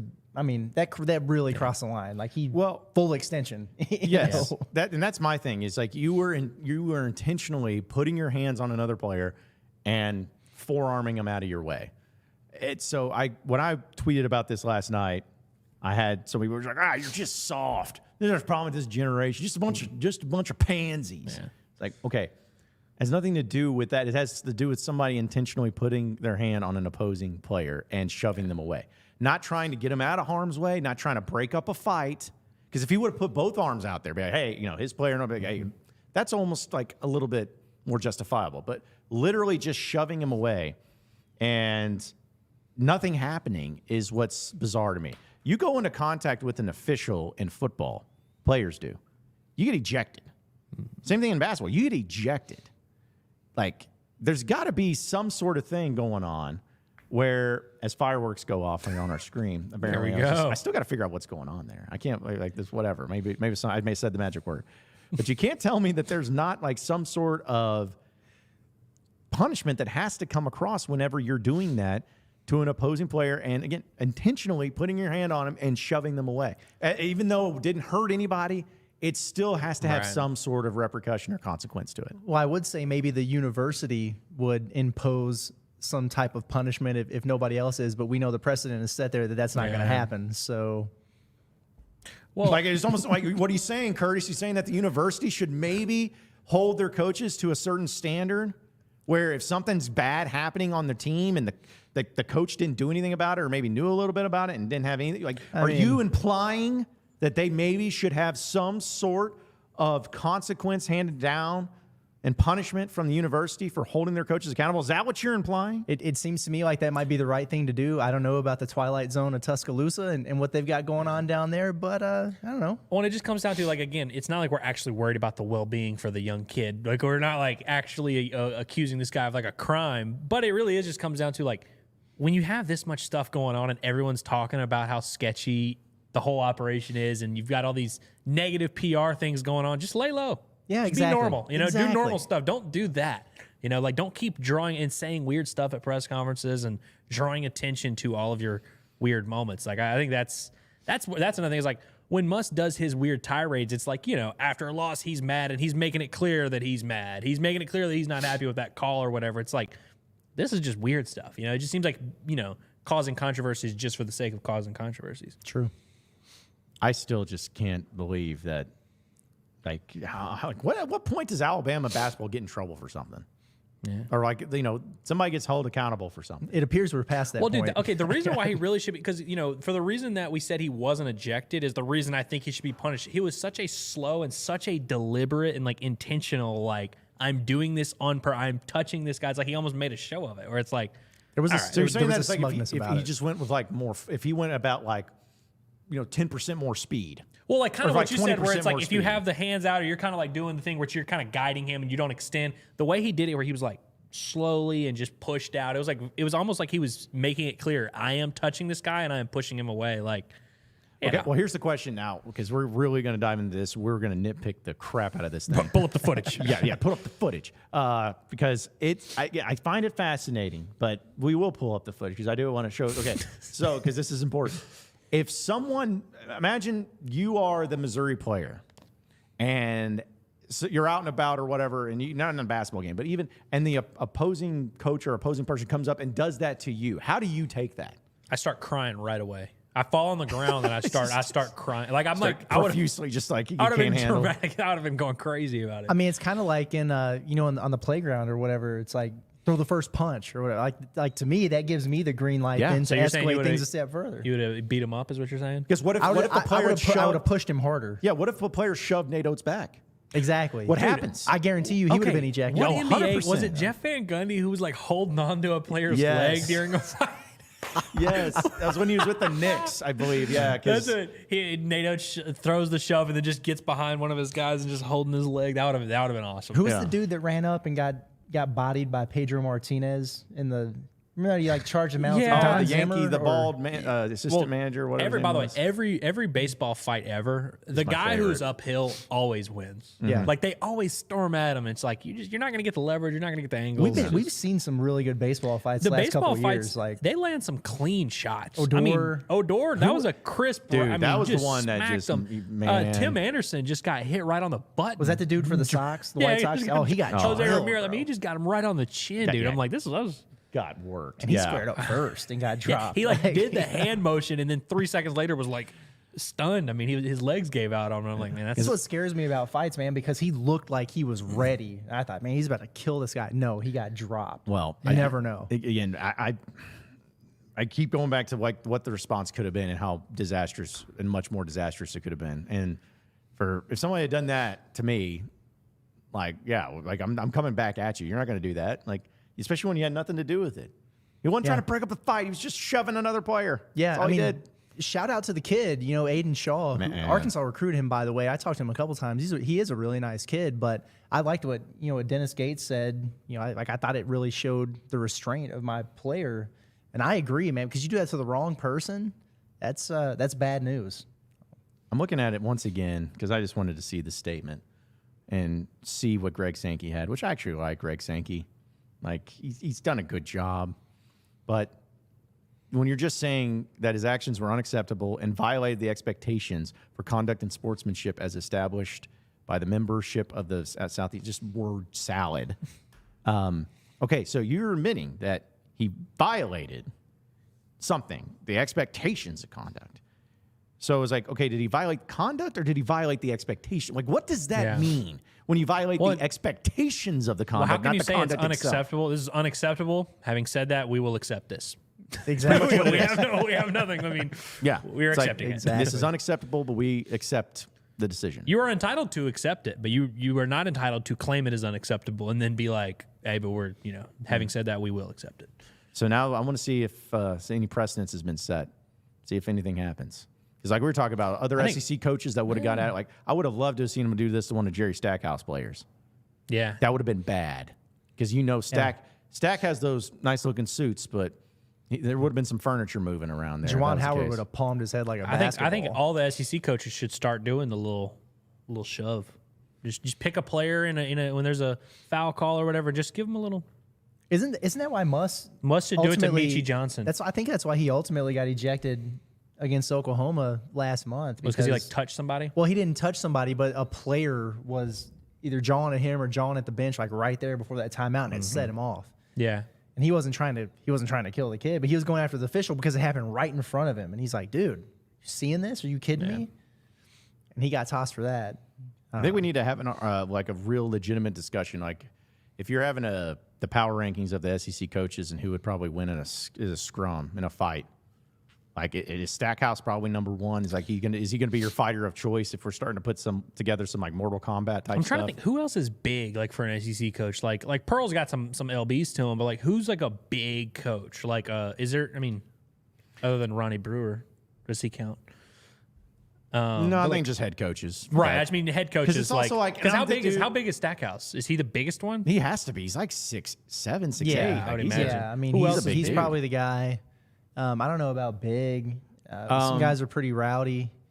I mean, Is it too Chris Beard? Is it too bad? well, to here's the bring? thing about 'Cause, Chris I Beard. Like mean, he's rumor Chris has it Beard he's with a few he's drinks in him probably can throw some hands. Rumor has it he's a biter and stuff. So like he might not be a fair fighter. So that'd be bites? something to consider. Well, also he's an experienced. That's what the police combatant. report said. So I mean, he bites, so he's a biter. Like he's a bites. biter. Yeah. Okay. It's like he's All right, willing. so he's the dirty fighter that you'd want, kind of thing. Like, Yeah, you know, so This he'd combo is probably be going up there. south real quick. If say we're really good. We're flying off the rails here. The point is that I'm looking at the we're list referencing the police report. Yeah, I'm looking at the list of coaches here, and I again, my fighter number one would be Stack, probably. Yeah, I mean, I think he's a safe. followed by Chris Beard because again, the dirtiness and the he's one of the younger ones also. So it's like he's if like Coach Cal is not like a small guy, but he's probably not in like playing shape right now. I think Chris Beard's probably closer to his prime. Bruce Pearl's intense. I mean, what do we think about Buzz Williams? Like, is he a Buzz, I think, is probably in the upper half of this. Yeah. Not like Yeah. I mean, I don't think Buzz is like throwing down in the streets, but I think he can hold his own against. I mean, no disrespect. Like Buzz is probably taking Muss out back. I don't know, man. He's a bigger. He's depends, twice man. the size. Depends on like it's Muss works out though. Muss Like, does work out. Well, Muss has a dog in him for sure. He's got the dog in him. no. Well, I'll tell you this: if we're going for straight up like endurance, I'm taking Muss of any coach out there. Well, I don't know. endurance. Muss might have taken some boxing classes and stuff. I don't know. I need to see his hands. I need Do to you see think his he pad does, work. Do you think he does the summer kickboxing with the team? That's what I'm thinking. Is like I bet if he at least has done. I bet he's hit mitts a few times. I want to see him on the pads. We do have a press conference tomorrow. It might be a question to throw out there. Coach, what's your kickboxing experience? What's your arsenal like? If he'll tell Bob how much he weighs, he'll tell us. Well, I was his going to workout. say, Yeah, I'm about to say we need to float this to Bob because Bob will end up being like, oh, that's all right, a story. And he does bench press more than Keon Minifield. He told us that. So Yeah, and wears a bigger T-shirt than him. Yeah. So. well, until we may need to see proof of that though. Like this, as far as the benching, not the T-shirt part. Like needs to be that. Pull out the T-shirts. Yeah, pull out the T-shirts and let's go. But no, like that's the thing is when we get Eric Musselman to join us here on the show, and we'll have a much better setup of. Come on, Eric. Yeah. Oh yeah, so you can come out now. So you've been waiting for a while. But when he comes on, see that'll be the stuff we really talk about. That'll be the discussion pieces that people really want to hear. Forget the games. Don't tell him that I said Buzz could maybe beat him No, up. that's the one we That's off the with first Mike. thing we're- Mike, you know what? This guy over here, his name's Andrew. Listen, how tall is Buzz? He's a heavy guy.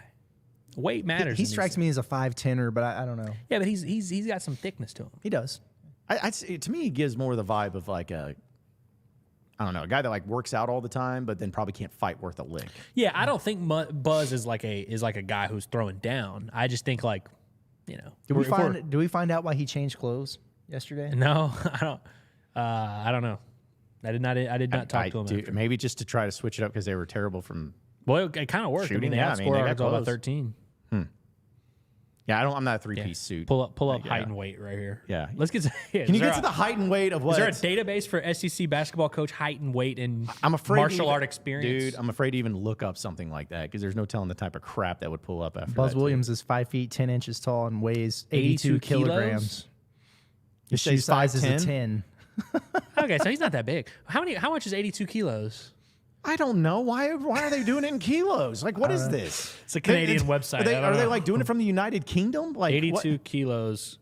Celebritytall.com. That's where you find these things. So according to the internet, 82 kilos is about 181 pounds. Okay. 5'10", 181. So yeah, I don't know. Muss might could beat him, especially if Muss gets time to prep and he can kind of bulk up a little bit. I think Muss. I'll change my answer.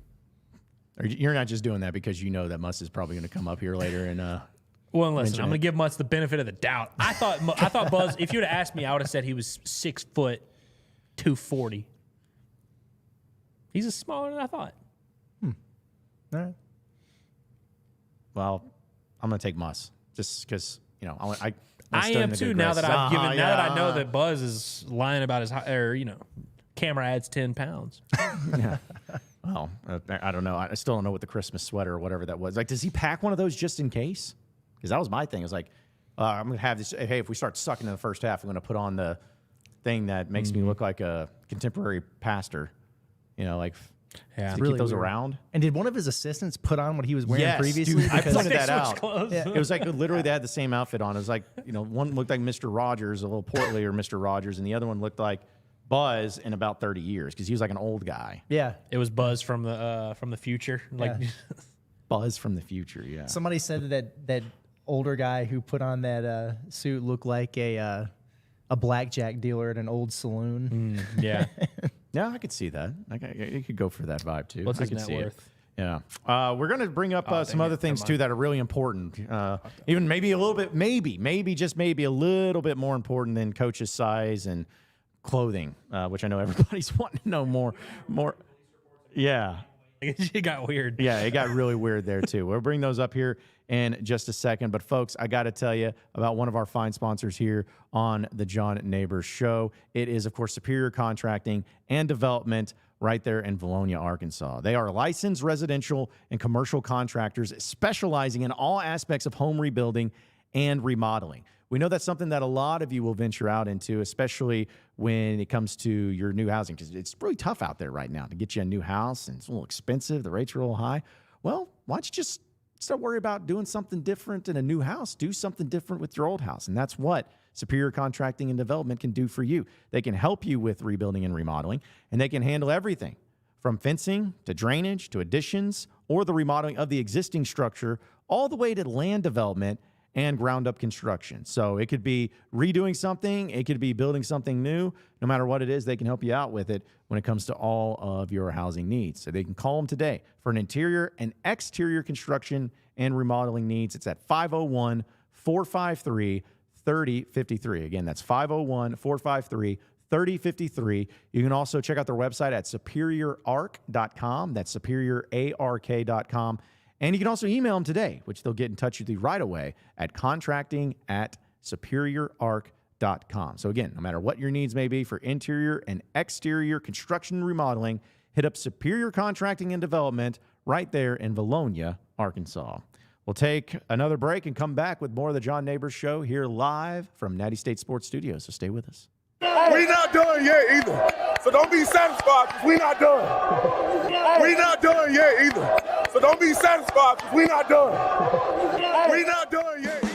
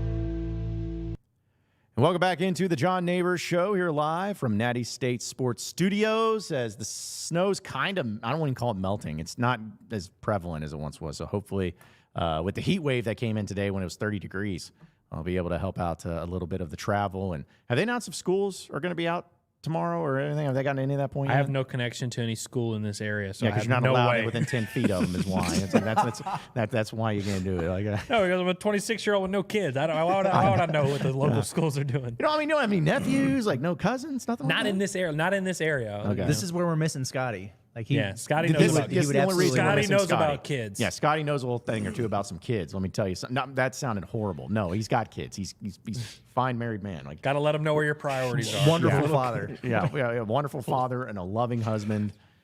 Just everything that we could possibly say. Okay, let's move love on. you, bud. Football, Razorback football. Some news that was going on today that once again caused a little bit of a stir. Now, football itself right now is kind of dead, when more ways than one. But for right now, it's just kind of taking a little bit of a back seat until spring football gets going and the portal starts happening and anything.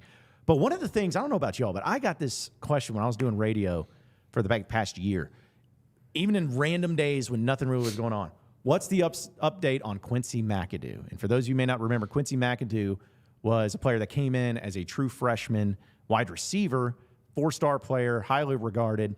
Didn't really see the field as a wide receiver, but switched over back in 2022 to the cornerback position and actually did really well as a true freshman. With just saying something, because that Arkansas defensive secondary was garbage, straight clown shoes. But he was one of the lone bright spots in it. But we know he got in a car accident back, I guess at this point, April. Yeah, about a little under a year ago. And it was a weird deal because nobody knew about the car accident until the U of A put out a statement about it. And any time that you get a statement put out about a car accident, and they were saying he's fine and everything, it's like, there's more to this. That must mean it was a pretty serious deal. Haven't seen anything really, or any updates or heard anything about him since that point in time. All we know is that he was in a car accident and that he's hurt and that he's not playing. That's all we know. I think we maybe got a little bit of an indication that they were saying that they hope he can play again. I think that's what Sam Pittman said, but never really anything definitive.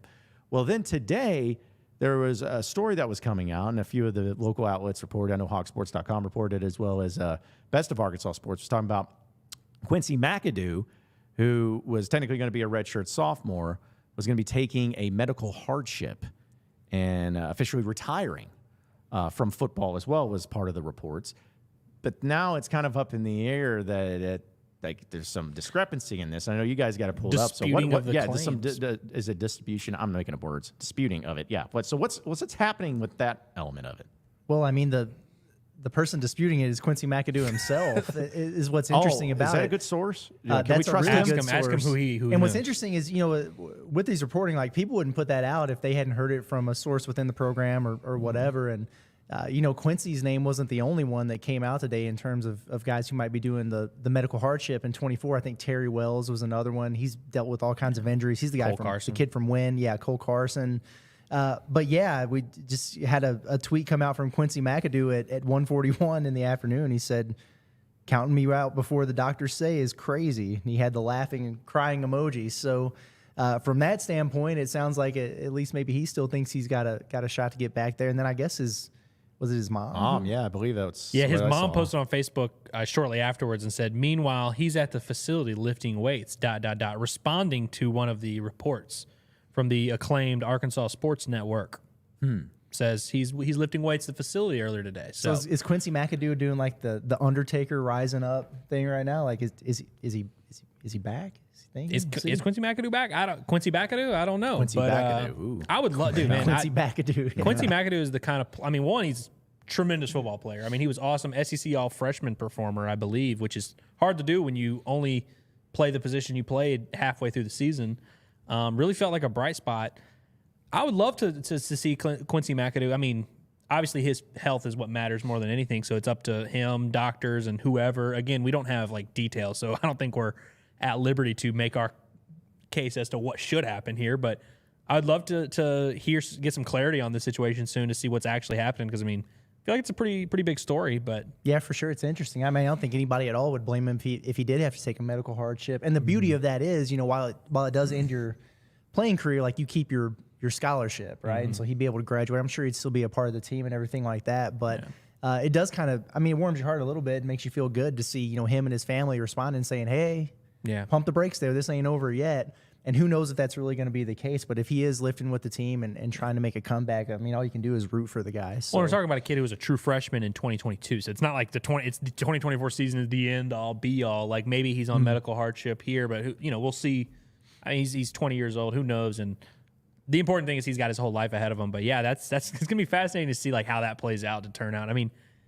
Typically, I feel like when these things happen where trusted sources report stuff and then the kid kind of hints at it not being true, it usually ends up being true. But we'll see how it plays out here. Who knows? Yeah, because part of me remembers if there had been no precedent set on this, where you've had stories come up where this is being reported by the media, and then the player or the family members of the player says, no, that's not true, and actually ends up being true, then it backfires. I think back to, I guess it was Justice Hill. You remember that was kind of I know it's a different situation, but it kind of reminds me of that story where you had Justice Hill being reported that he was now not going to be a part of the Razorback basketball team. And then as soon as that got put out there, he started putting out pictures of himself at Bud Walton Arena, working out. And then it's like everyone's like, okay, so I guess that means he's going to be okay. But then he wasn't. So there has been some cases where the reporting has actually been correct. And that's what's going to make this fascinating to come out because reporting, especially something like serious like this, like with medical and injuries and health, something you got to be really careful about. But with this particular thing, I hope that he's able to play. But it is certainly interesting to see such a staunch stance that Quincy and family members have had because when they were going like full on like, no, this ain't happening yet. This ain't confirmed yet. It's like somebody's wires are crossed here. Like somebody, either the media is getting the right information and Quincy hadn't found out yet, or that the media got bad information and the story that Quincy's going out with and they're on the same page. I don't know, but this is probably something that needs to be addressed pretty quickly by the people in charge, like AKA Sam Pittman, the U of A, and the University of Arkansas. Agreed, because if reporters did get bad information, they got it from a really good source before they put some we can speak to that from experience. So, maybe that was the case, or maybe, there's a disconnect in the communication between McAdoo's camp and, the staff, or who knows what it is. But, yeah, obviously there's something that's a little bit fishy there. So I think back to, like, Adam Schefter. You remember when he reported that Tom Brady was retiring before Tom Brady had announced it, and then Tom Brady just ended up playing another season? You wonder if, he's like, he's like, you know what? Actually, who knows? Maybe that's what. Maybe they had one more meeting afterwards and they cleared it up. But who knows? Right. But I thought about that because Jason Kelce. It's happening again where Adam Schefter jumped the gun on a retirement, and now Jason Kelce's like, actually, I'm not retired. But what is it with people trying to jump the gun with announcements? People love announcing people's information before people announce that information themselves. They love it. I don't know what it is about that. Yeah, it's almost like douchebags do that for some reason. Yeah, it's weird. Yeah, I don't know. It's like there's some sort of the good thing is, like, there. all the information I've learned in my life, I always know who the first person was to tell me. Like, John, don't you remember the first person who reported Chad Morris's firing? No? Do you remember who reported Brett Bielema's firing? What about Brett Bielema's hiring? Do you remember that? You remember anyone who reported anything? Like, not really, unless they got it wrong. I don't remember what anybody reported 2 days ago. That's what I'm saying. It's like it feels unless like it's you got it wrong. You're right. It's such a race. It's like, oh, we got to jump. We got to get this one, and they're gonna remember. It's like nobody remembers that in the end. Like, they just remember the information, and so if you get it wrong, it really is tough. Yeah. Well, I mean, needless to say, I'm sure none of these people have ever gotten anything wrong, right? And I'm not referring to the people we are referring to. I'm talking about big picture. People love announcing information, whether it's a commitment, whether it's whatever. Because I thought you were going to bring up with Adam Schefter when he announced that Andrew Luck retired while he was at the game on the sidelines. Again, it's like he had to leave. Why are you taking that from them? Whereas, like, at least this situation, it's like there's not usually an announcement of who's going on medical hardship. It's not like a commitment or something like that where you can steal the thunder or a retirement. Or I guess it could be a medical retirement. But it's again, it'll be interesting to see how it plays out. See what actually happens.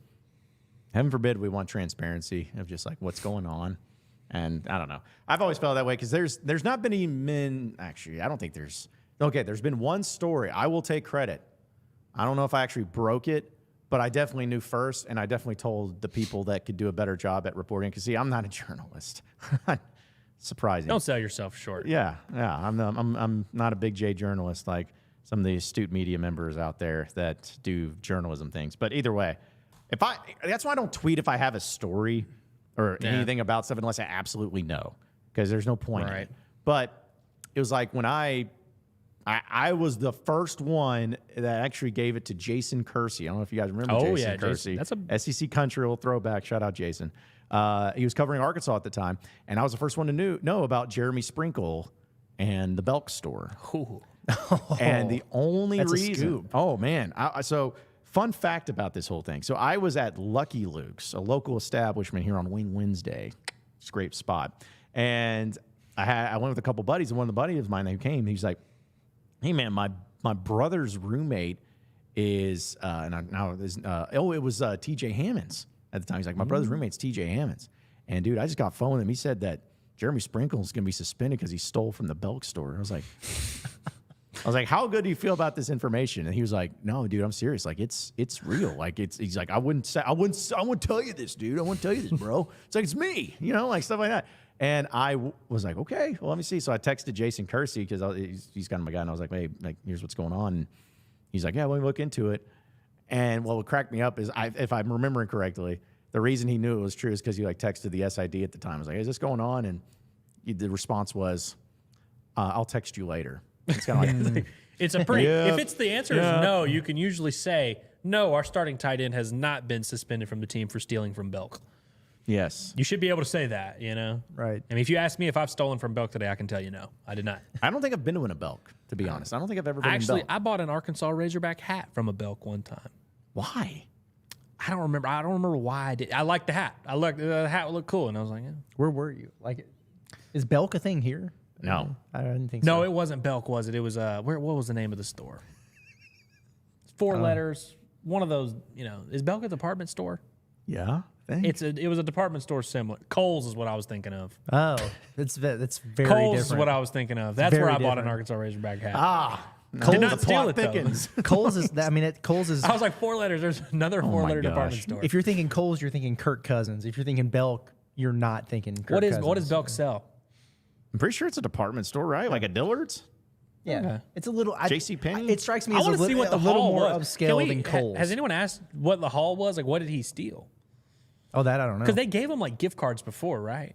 Like they gave him a certain amount where it was like, because it was Belk Bowl, it's like you get a That's certain part of the amount. bowl swag, And I think he like went over his allotted. Yeah, because it was like they got and they got a ton of money if I remember. It was like $1,000 a piece. Yeah, and those it's bowl just like no, I games, wanted more, and like that was such a weird because that's where his career ended at Arkansas, and then that was also the Belk Bowl against Virginia Tech. We all know the blown lead once again. Where Drew Morgan spat on that guy. Yeah, as I say, he got ejected.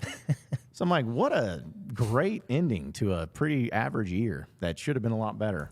It's like Bodily fluids will get you ejected. Yes, and stealing. Physical contact, maybe not. Stealing. Yeah, that gets you ejected No too. cup checks, no spitting, no stealing over your $1,000 spending limit. We'll create a list. We'll have it on the We've got whiteboard all these tomorrow. rules Yeah, in yeah. society, but But as long as you shove the opposing player as Yeah. a coach, then you're fine. Goodness. You don't have to worry about that. You can just shove another player and you're good. No ejections, no nothing like that. That'll be okay. But by the way, we're getting a lot of comments here. We're going to get to your comments, folks, here in just a little bit too. So keep those coming because we are going to get to them. This is an interactive show. It is an interactive show. People were wondering. They're like, I'm sorry, your show, is it interactive? Do you actually like care about us and our opinions? We do. We like do. just talking into the wind. And hey, listen, if you play your cards right, we might even get like a phone line set up where you guys can call in. That's going to be a long time, and you guys are going to have to really prove yourselves before we get to that point. We'll draw straws to see who has to screen those calls. It ain't gonna be me. I'm just saying. I think that interns. We'll get the interns to do it. Yeah, because that's the thing is we don't have FCC guidelines here. We can say whatever we want. And we've been on our best behavior though through 3 days though. We've been setting the tone. We haven't said anything crazy. well, here's the thing. I have never, in my broadcasting career, except for one time, accidentally let a word slip I shouldn't have. What was the word? Yeah. I can't. Well, I'm not gonna say. What does it start with? I can't. Okay, fine. Can't say that. It's it was not, but no, it wasn't like, it's because with the if I gave you the letter, it's like it's not like a common word, but it's a word that when you say it and you're like, oh, like you put it was like a nickname type thing. Okay. Oh, I'll tell you off the air. Yeah. Because it's like We'll we get got there. sponsors. I We don't want to can't make wait. because it's like I'm like burying myself over here. It's like, but anyways, my point which is group that would it I've had a offend? pretty good run, knock on wood, that I haven't had any sort of major issues or anybody coming after me and saying I'm a terrible human being. But either way, I was going to say, though, going back to your comments and whatnot, that according to old B, there is a Belk and Rogers. Oh, really? Okay. I don't venture into Rogers very often. I'm just newly moved back to Northwest Arkansas. is Because the every time I go up Belk? to I need- Rogers, I feel like I'm in frickin' Dallas. I need somebody in the chat to tell me if I'm right, though. Like, I might have been in a Belk once, but I felt like it's like the next step up from a Kohl's. Like, it might just be slightly classed up. I could be wrong, though. So somebody let me know. No, I mean, They that got Ralph in sounds there. Right. They sell Ralph at Belk. right. If So I what? think Belk and Ralph I think Lauren? I think Dillard's. I think so. Yeah. See, that's what I think of Horsepower? when I You think don't know Belk. about that? Dillard's is nice. Yeah. Dillard's is nice. Dillard's. Macy's. Dillard's is where I buy. I went like 6 years in a row buying my mom a shirt from Dillard's for. No, it was Marshalls. Marshalls where I bought a shirt from. Marshalls. Nice. Marshalls is if you need to buy a shirt for a middle-aged woman, that's where you go do it. Marshalls. See, I got Matt also saying that there's a Belk in Little Rock. So apparently, Really? So I might have been at that Belk because that's where it was. It was in Little Rock for sure. Yeah, I'll tell you when it was. I got nothing. I'll tell you exactly when it was. It was the day of Chad Morris's first spring game as the Arkansas head coach. Okay, it was dude, super cold. You in were Little about Rock. to go down a road like one of my good friends that I love dearly. He is one. He again, I think he's got like, like Rain Man type stuff. But he is like, he always be like, you want to know where I was on when Quincy Carter got cut from the Dallas Cowboys? I'm like, what? He is that. So it's guy. like, so it's like you're going to be that guy where it's just like, you want to know? Like we're going to bring up some random like deep cut story. Like, you want to know where I was when that happened? No, it really is. It's almost the opposite. Where I can remember events happening in my life, and I can remember what Arkansas sporting event was happening around that same time period. So I just happen to remember this Belk trip being around the same time that I thought Chad Morris was going to be a good football coach at the University of Arkansas. How long did that last?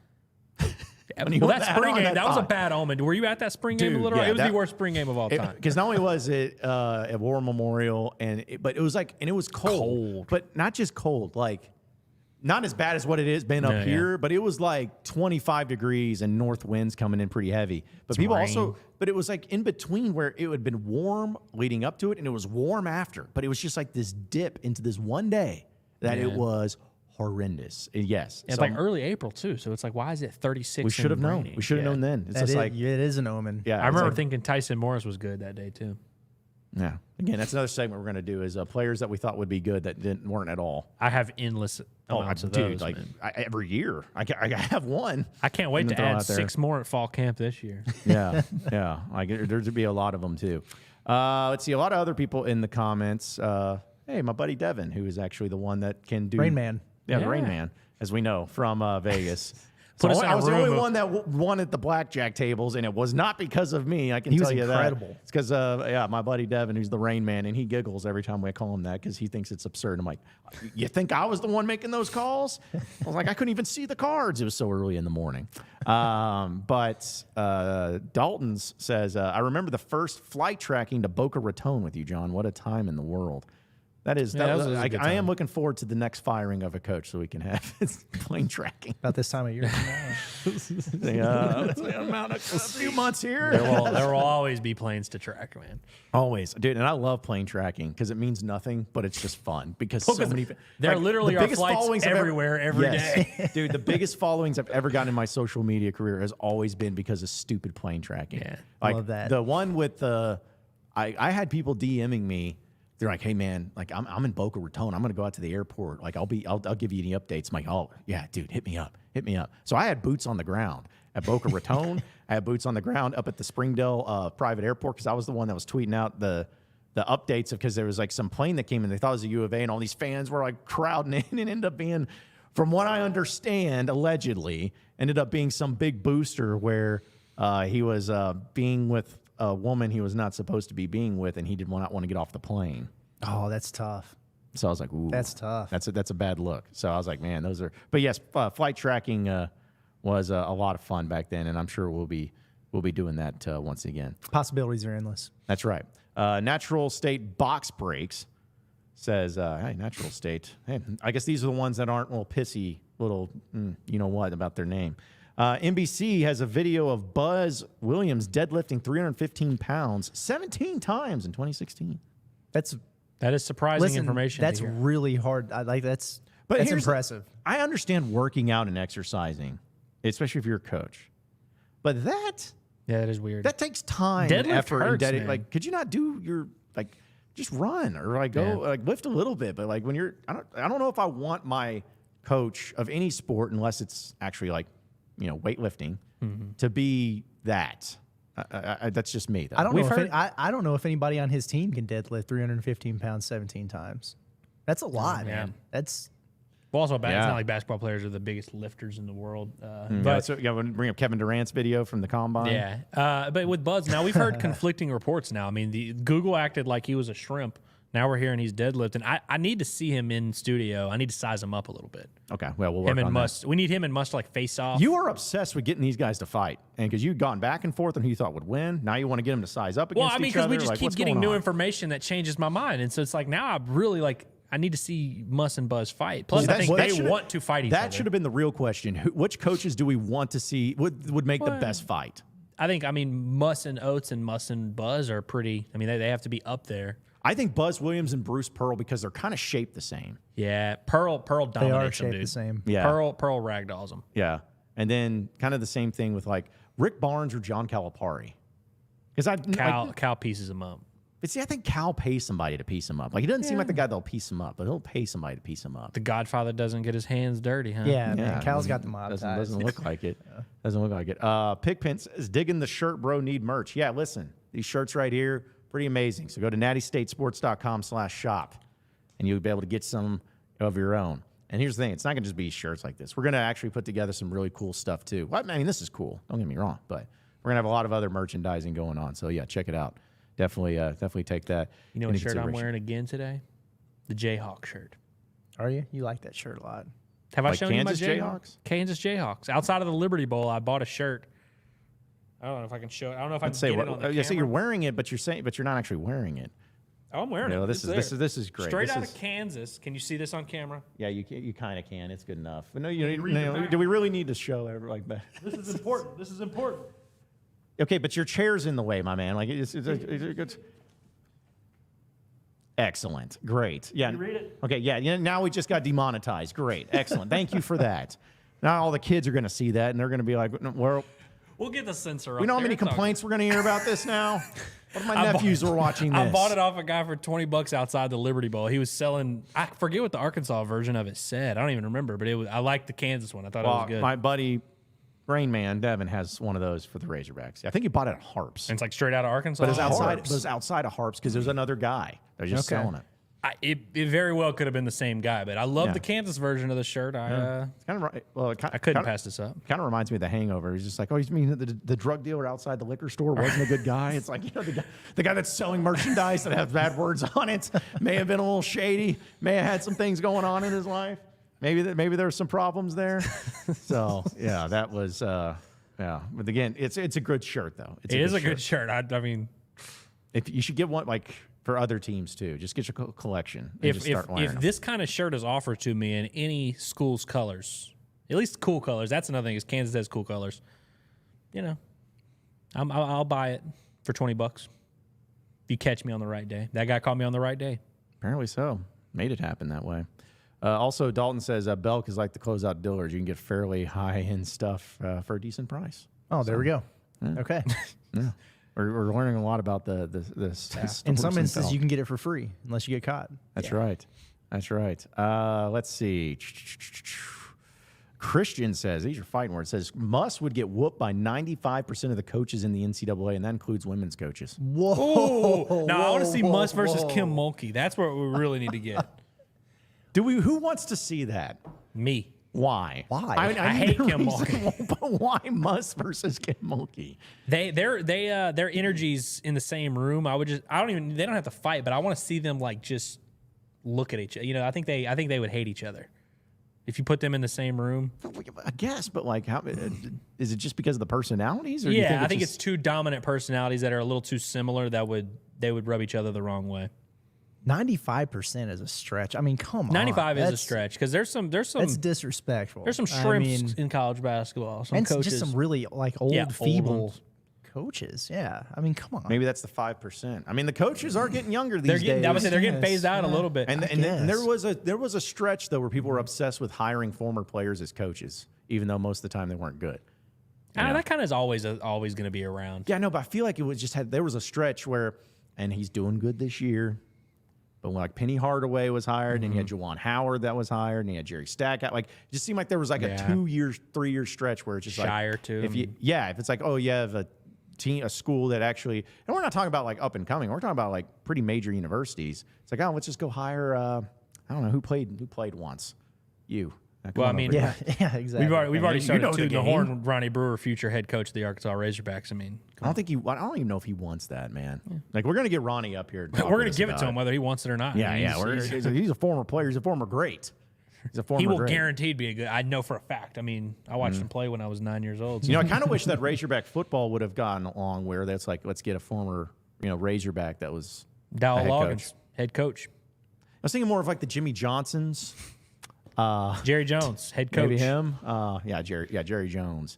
That's a problem. He will love the control. You think Matt Jones wants the job? No.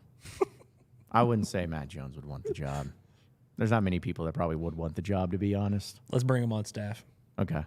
Drew Morgan is in the coaching business. Speaking of the Belk Bowl, That's right. That's full right. circle here.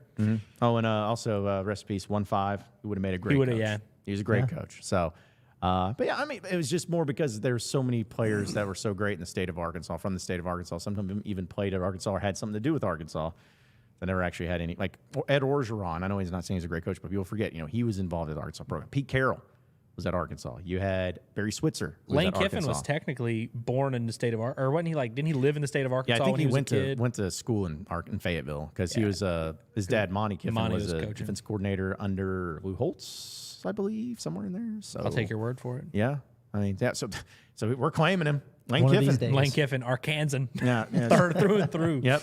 Because even people that are from the state, again, you do a whole show on this. Tommy Tuberville, from Arkansas, which he almost was the politician coach. you talking about? Yeah. Is he a representative? I don't know what he is. Senator or something. Him and I get it Kane, confused. the wrestler Kane. Oh yeah, that's right. Yeah. Yeah, was he in Tennessee somewhere or Kentucky? I think Tennessee, or Kentucky, one of those. Yeah. Well, I've seen some people get elected to state rep, especially here in the state of Arkansas, and you don't have to be too. I've seen some who've tried to and failed. Yeah, Seen a few of those too. Yeah. I thought that's where you were going with it, but It's fine. It's all coming out in the wash, anyways. It's all the same. But yeah, so that's people have been saying that, coaches and people, because I always thought it was the funniest comment when everybody, this coach could run for governor right now and win because everybody loves him. yeah. It's like, there's a few of them that could, like Nick Saban. Saban, oh yeah. Yeah, I mean, Saban Bobby would be a Petrino in his layup. heyday here could have won governor when he was in 2010, 2011. He could have done that. Bobby Petrino checks a lot of boxes that successful politicians have checked. I'll just leave it at that. What? Because he is a great speaker. Great speaker, temperament. I think, Man Great of the hair. people. yeah. Yeah, man of the people. Good play caller. Relatable. Good play caller. I mean, good third down packages. I mean, good schemes. Yep. Developer of quarterbacks. All the things Family you need to be a man. great college quarter. I mean, great politician. Yeah. Well, maybe one day he gets into that. Say family man. Yeah. Isn't that important? Politics? Aren't all politicians family people? They're all fake family people. Yes. So I Yeah. think. Well, at least for the socials, for the Twitters, for the Yeah. Instagrams. And At least you everything. post. You have your Christmas card go out. Yeah. That's all that matters. We got to put up our Christmas card pictures. We just got to put up our pictures in general. Like, We look I good ain't in those lying. pictures. and I'm just gonna be honest, we look pretty good. Got some good ones. Yeah. Like, Got some kind of good ones. almost like somewhat handsome, kind of. Well, I mean, if the lighting was a little bit better, maybe we could have gotten there, but Yeah. not quite handsome. Well, I keep thinking because Stephanie, our girl Stephanie, is the one that takes our videos and pictures. Does a phenomenal job, by the way. And she talks about how good looking we are and how handsome we are and everything. And I'm like, you know what? I want to believe you, but I think it's also just for hype and for making us feel good about. I think she's ourselves. propping herself up because she took the photos. So it's like, oh man, y'all look great. great. Yeah. I mean, I was the pictures themselves were great, but you guys were really what made it all really great. Like, you guys were the ones that were the difference maker. I guess Matt says Kane is the mayor of Knox County, Tennessee. There we go. The mayor, yeah. He ain't a representative. He's running the show. I'd vote for that man. Him and when The would Rock is absolutely thinking vote about for getting him. into politics. So maybe one day we'll have The Rock versus Kane. I can't think of worse people to have than wrestlers as politicians. I mean, Wrestlers and football coaches are what this world should be built around. seriously, Yeah, what why do you not? mean? Why not? What else do you need? Because it's like, they're successful. Businessmen. Yeah. Because but here's the thing: there's some coaches that I actually do believe could make good politicians. Like, I legitimately do. Like, I'm not saying he would and he ever will, but like we talk about John Calipari, I feel like he would have been an outstanding politician for sure, with the suits and the look and the fun that he had with it too. Well, when you're famous and rich enough, you kind of just become a politician almost. Yeah, like it's like you pretty much your entire life becomes bit. politics. And you have a big platform, so it's Just give a bunch of speeches. it's take not a bunch of hard, questions. It's not a hard adjustment. I don't think. Yeah, I know. Well, I know we spent so much time talking about the hard hitting things. We did talk about Razorback basketball in the beginning. We did. So I know that's the case. But when Scotty's not here, we just go off the rails completely. We need our glue guy back. Yeah. Scotty is what keeps this whole thing afloat and then the operation. You know, you may not know it because he does speak softly, but you should see him when he really gets going in here behind the scenes. It gets, you want to know the reason why all of our furniture all around and behind Curtis and Andrew is all messed up is because Scotty was moving and trying to throw things at us. He was abrasive. That's why he stormed out of here before the show started. It was crazy. He's like, I can't take this anymore. I'm going to see my kids. Hope he comes back tomorrow. Yeah, well, we'll see. We'll see. Yeah, we'll find out. So, all right, before we get out of here, guys, what'd you learn today? Anything? Anything at all?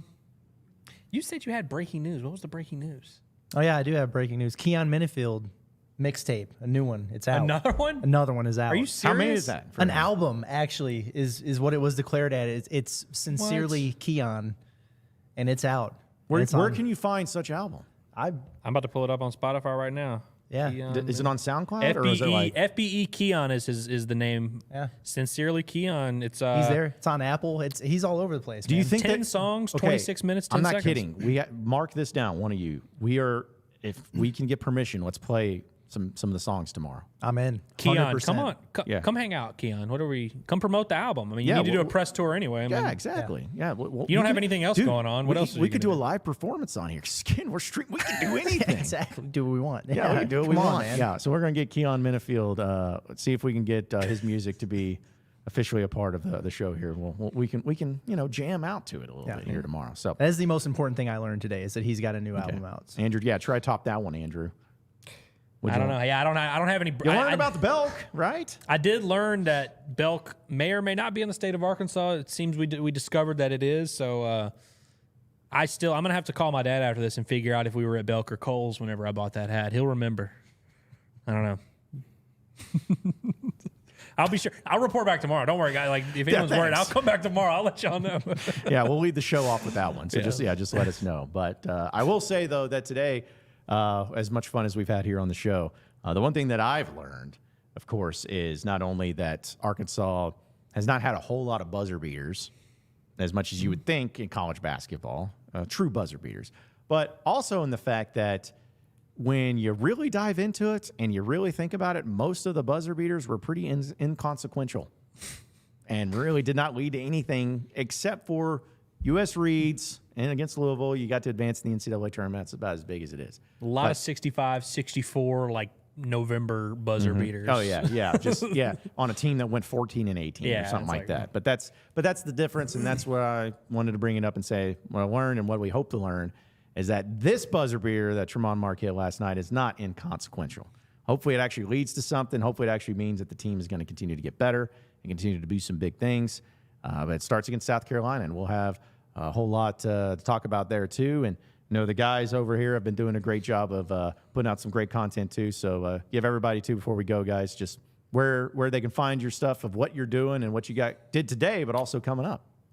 I mean, our YouTube page we're adding stuff to it. We've got some stuff that are just shorter videos, just getting some stuff out. Curtis had a good little preview of South Carolina, but me and Scotty got together to put a bow on the Texas A&M game. We finally had to finish. We had to put a bow on it and stop talking about A&M, but we've covered it as much as we possibly can. But he had a few interesting stats and stuff on our video, and obviously Curtis and Scotty have done their pod. What else you got going on? Yeah, man, the pod at the Palace with Scotty is awesome. Really, really, really, really enjoy doing that with him, and we've got some stuff coming up here. Me and you. Curtis and I have not done any work together. Yeah, we work together, but then we haven't done any work together. But we're gonna rectify that hopefully either tomorrow or by the end of the week on Friday. But yeah, a lot going on. We got a sneak peek of South Carolina up. We got some little social media clips going out there. And if you're trying to find us, I mean, it's anywhere on social media. It's YouTube and literally every social media platform you can imagine with Natty State Sports. So people haven't figured out that we're cool yet, I don't think. We're almost there. People have almost figured out that we're cool, but Speak for yourself, man. Do you think people think you're cool? I was talking about John. Oh. Well, I mean, yeah, everybody knows John's cool. I mean, we knew that. I mean, look at him. Look at the comments every day. Yeah, they really think I'm cool. Unanimous approval. Everybody loves they love me. I'm the coolest guy that there is. But hey, listen, we got a lot coming up here on Natty State Sports, folks, and I know that there's been a lot of questions about what we're doing and how we're doing it, and you're kind of seeing it, and you're seeing the growth of it all, and it's just going to continue to get growing. We're going to have stuff on all of our social media platforms, continuing to do great video content. Once the weather actually gets a little bit nicer, too, we're actually going to start putting together this office space. We're going to have NIL deals, and we're going to have so much more. So for all your updates, you can go to our website, nattystatesports.com, and follow us on Natty State Sports on all social media platforms, too. And we're going to have some fun with it. We want you to have some fun with it. So let's have some fun, shall we? Appreciate everybody listening and watching into the John Nabors Show here on Natty State Sports. And remember that you can follow me on Twitter at JohnNabors_ or X or Instagram or anything like that. But for Andrew Ellis and Curtis Wilkerson, I am John Nabors. Same sports show, same sports channel tomorrow afternoon. Have a great day, everybody. We'll see you then.